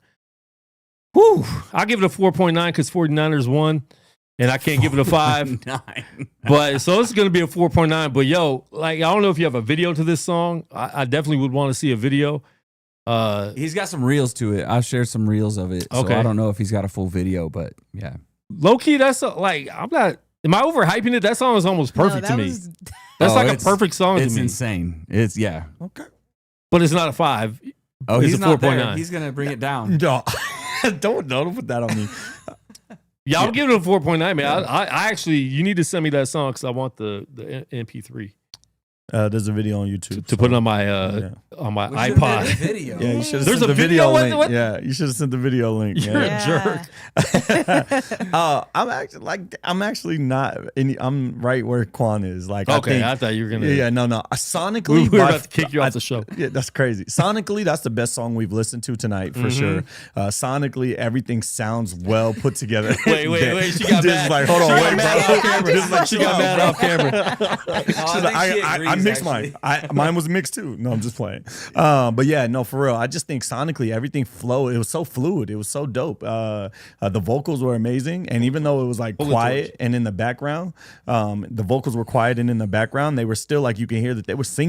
Like that was real, like notes on there. So yeah, that was top tier. And see, that's dope because so many Christian artists try that sing-songy stuff instead of either just learning how to sing better or get an actual singer on it. Yeah. And it would make it sound like this. They could have did the sing-songy stuff, right? Yeah.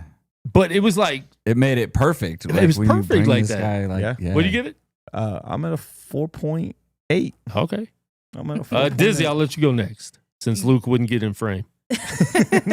No, that was great. I have no really critique. The song was perfect. I love the hook. I love the singing. I love the melodies, all that. I give it a 5. Now I got to go watch the video. I will actually be adding that to my playlist. Yeah, for sure. Yeah, no, that was a dope song.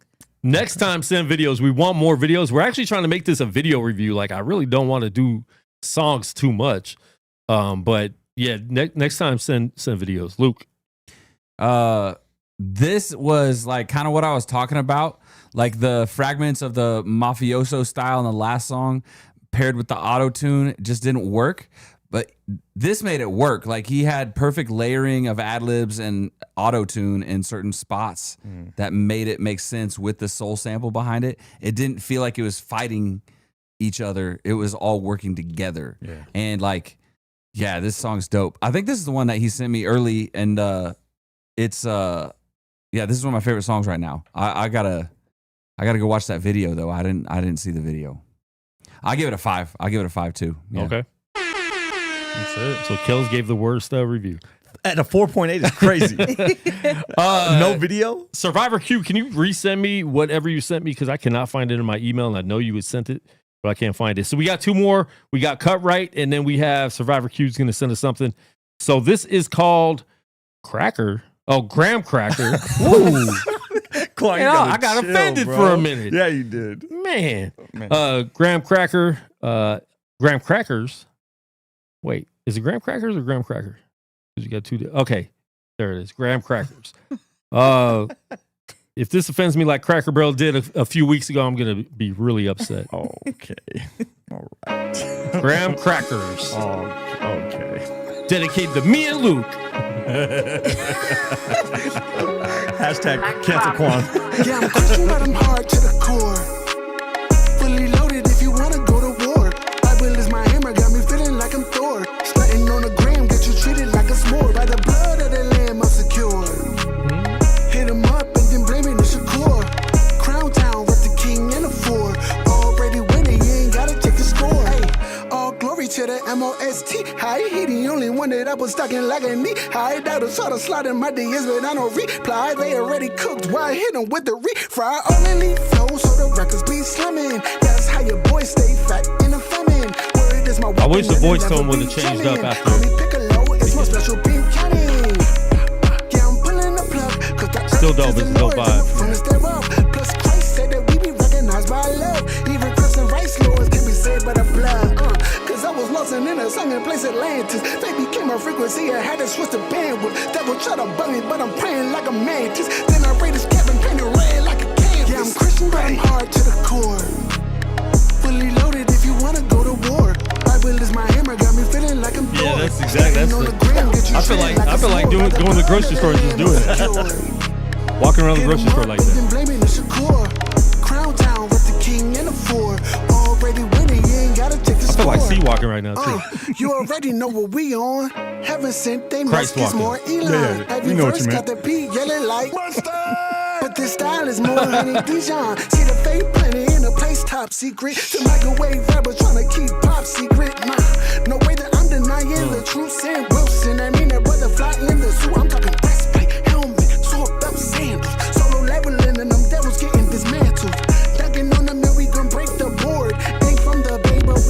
obey the Lord. Yeah, seen they try to pull up on me like a drive-through. We ain't fighting in the street, killing ride you. Every demon that came with them getting fried too. I'm a child of God, you gon' draw. Yeah, I'm Christian, but I'm hard to the core. This is dope. This is dope. Bible is my hammer, got me feeling like I'm Thor. Stunting on the gram, get you treated like a I thought the voice doing this the whole time was gonna get on my nerves, but it hasn't yet. Oh, it gets better as it goes. Yeah. Crown Town with the king and because the he's four. rapping too. He got some punches in You there. ain't gotta take the score. Is this out? I can give it to you. Don't send me nobody MP3 if they don't want me to have it. All right, man. That's cut right I need with that. Grandma Crackers. Graham Crackers. Didn't really talk about Graham. Oh, he talked about he s'mores. did. Okay, Yeah, yeah, he did. the whole hook was about Graham Crackers. Yeah. I was expecting more, anti-white. Oh my goodness. joking. Oh my goodness. Luke just got what I was talking about with crackers. Just now. Wow, went over his head. I was there. He's so Christian that he didn't get it. I like it a lot. I wanted to hear a switch up and him like start going harder after like the little intro part. But after the song kept playing, I'm like, no, I didn't need to. Because he did get a little bit, like when he did a little transition. But dude, I like it a lot, man. This is a good night of music. I'm gonna give it a 4.5, man. I like it a lot. Yeah. Nothing wrong with. I mean, that's a vibe right there. I don't even like using that word, but that's like a very vibey song. Everybody was doing the dance like I wanted to, but I didn't want to like pull my collar too hard. But yeah, man, I'm gonna give that a 4.5. I like that a lot. I'll pass it to the next cracker. This is surprising. Like, Cudright can do anything. Whoa. Like that dude. He can fly. No, he's got like, as far as when it comes to performance on the mic though, Yeah. because like he can get like the gritty stuff. This is and, way sound different. Like Bone Yeah. Crusher kind of stuff. Yeah. Or he's got like the nerdy rap, about comic books and Superman, And now he's doing this. Like, this is like, he's catering to his audience though. He sent this to all of us out west. And we like are used to hearing West Coast sounds, So I think he knew we were all gonna like it. Yep. He's like, on the East Coast, trying to pull off a West Coast song, seeing if it works. This works, dude. This is great. This is great. Yes, if the mix was solid, I thought the mix was pretty good. I thought so, yeah. Even whenever you're using your higher pitched voice, it still was cutting through, and you were doing what you were. I think the intention was for it to have a different texture to it, and it worked. It worked. Sometimes you can lose that in the mix. Whatever you did there, I wouldn't change it. I thought this was great. Yep. Yeah, I'm up there too. I said 4.8. Okay. Yeah, I would give it a 4.7. And the only reason why I say this is because I like the song. As you can see, I was really vibing out to it, but I was really hoping for a flow change. Later on in the song, he did it, but I just would have liked to hear that. Not necessarily something hard or gritty, but just the flow, because the whole first verse kind of sounded the same along with the hook. But other than that, it was dope. If you got to shoot a video to that, like, very good. I want the song. Yeah. Can I have the file? That was a bop, man. I love a Bay bop. I love a Bay Area bop. It sounded like that. Before you even mentioned the Bay, I was like, is he from the Bay? Just by the tone of the song, which is very He's from dope like in New there. York or something. He lives in Raleigh or something. All right, where you from? He literally Raleigh, North Carolina, New York. He said something about the Bay in there. So Maybe, where you from? Maybe I'm wrong. I thought he lived in North Carolina. Yeah, but he just anyway, the whole bop. I mean, and then this is the thing, like when you have a song like that, you got to be able to really flow. You got to be able to ride the beat. And he put that sauce on it. He put that Worcestershire, Worcestershire.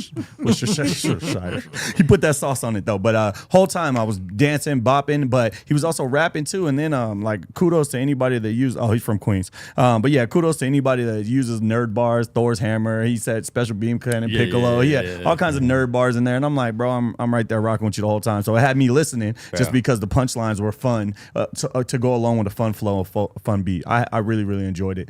Yeah, I'm at like a 4.8. That was solid. See, I was close.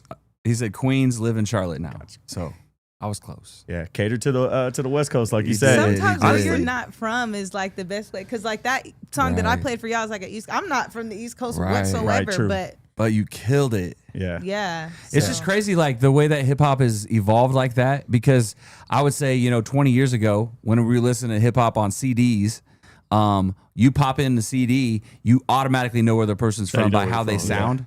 But now because everybody has, she almost got killed by that little bug. Now because everybody has access to everything, and literally all the producers, like the possibilities are endless. You can sound like whatever you want. Sometimes I don't like that, but I thought this was dope. Yeah, yeah, it was dope. Really dope. We got some dope tracks tonight. Speaking of nerd bars.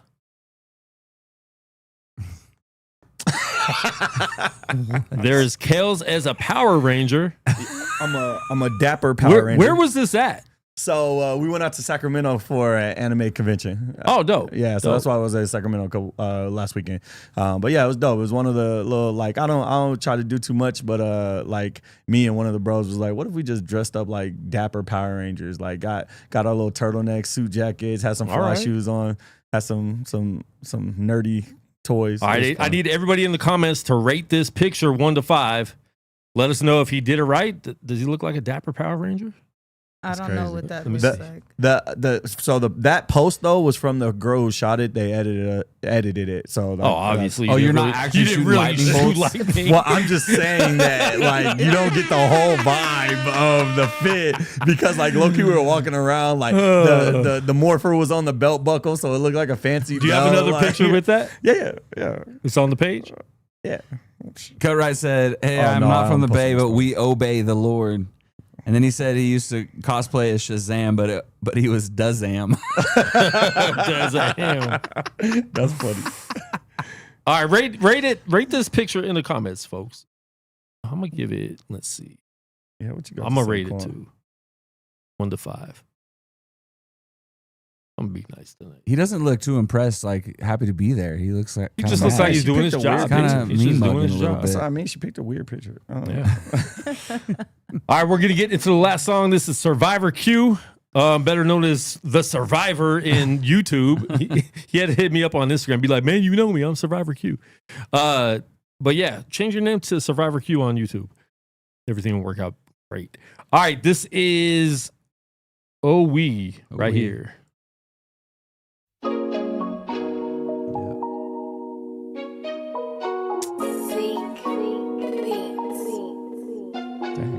Hey, I done been in situations with no way out. Held at gunpoint, strangers walking through the house. Fell so many times I forgot and lost count. Yeah, I had a plan even when I had a doubt. I was feeling like Thomas. Refused to believe if I'm just being honest. Christ had to ruffle my feathers, I made a promise. Just keep me alive as I'm walking through the valley. I shall not fear nothing but the Lord. But the Lord got treasures up in heaven that I'm waiting for. Got sin on my life that he paid for. When it comes to his grace, I can't ignore. I got proof. I seen things with my own eyes. If I told you, you probably think it's a lie. But that's no cap. I was once on the fence. Now I'm persuaded with evidence. You go ahead and do you, I'ma do me. But only on the grounds of a new me. Big homie told me it's easy as 1, 2, 3. Burden so light, have you saying ooh wee, ooh wee. Yeah, I salute the high priest, I can do me. Yeah, burden so light, have you saying ooh wee. Still remember them nights I couldn't sleep, tossing in the bed from pain and no peace. Mind on the struggle, heart full of grief. Praying to God for a moment of relief. Now I'm blessed up, pain beneath my feet. I done came a long way, I done felt defeat. Had doubters, had haters, had it all. Man, I even had church folks praying for my fall. I know it's kinda crazy when you think about it. Quote scriptures, but they not all about it. Gotta use wisdom everywhere you go. And don't be deceived when they put on the show. They be smiling in your face, moving like a foe. You gotta stay prayed up from head to toe. See betrayal from the ones I love the most. But I'm still standing, all praise to the ghost. You go ahead and do you, I'ma do me.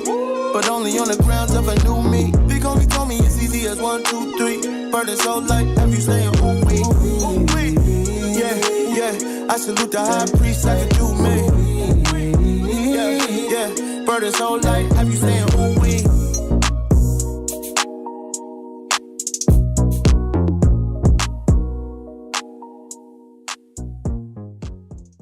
All right, Luke, I'm gonna start with you first. Survivor Q, ooh wee. It was good. It was good. This has been out for a while. This is a good song. I'd heard it before, but there's something in the first verse that took me out of it. There was a rhyme scheme that I didn't really like. It was like you were on your A rhyme scheme, and then you went to like C and then you went to B. It felt really weird. You were only there at C for like a sentence, and it just felt like it didn't fit at all. And maybe you just needed to connect to get to the next scheme, but it took me out of it for a second. That's the only thing that threw me off the whole song, because it's a solid song. Also, I felt like the mix on the verses for the vocals were a little different. harsh. Was different than what was happening in the chorus, and so that could have been smoothed out. I know it's already released though, but it's a solid song. I'll give it a 4. I'm pretty sure I playlisted this in a few places. So okay, yeah.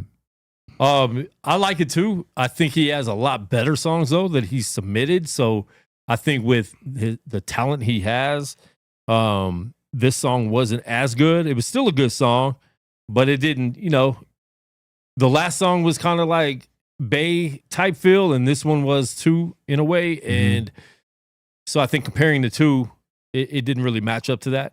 But I still like it. Like he is a really dope artist. Yeah, I know we need to get him on the show sometime soon also, and actually talk to him and do an interview with him. But I'm gonna give it a 3.8. I wasn't in love with it. It kept my attention, but it wasn't something I was in love with. It's not the type of song that I would play a lot. Dizzy. I like the song too. I really like the hook. Was that him or is that? I don't think so. That sounded like Blast. Who was on the hook? Survivor, let us know. It sounded like Blast. Yeah, I'm like, did he get a feature from Blast? Anyway, song was great. The verses were good, but I felt like with the bouncy vibe of the beat and the hook was just very vibey. I've kind of felt like the verse was very wordy, if that makes sense. I don't really know how to explain it, but it's just like, I'm vibing out and I have to really, really listen, which isn't necessarily a bad thing, but that's just how I felt. But I would give it a 4 though. All right. Yeah. I'm at a 4. And my bad. I said you can go for the rest of the night. I'm making you go last again. As long as you let me talk, that's all that matters. I don't care when.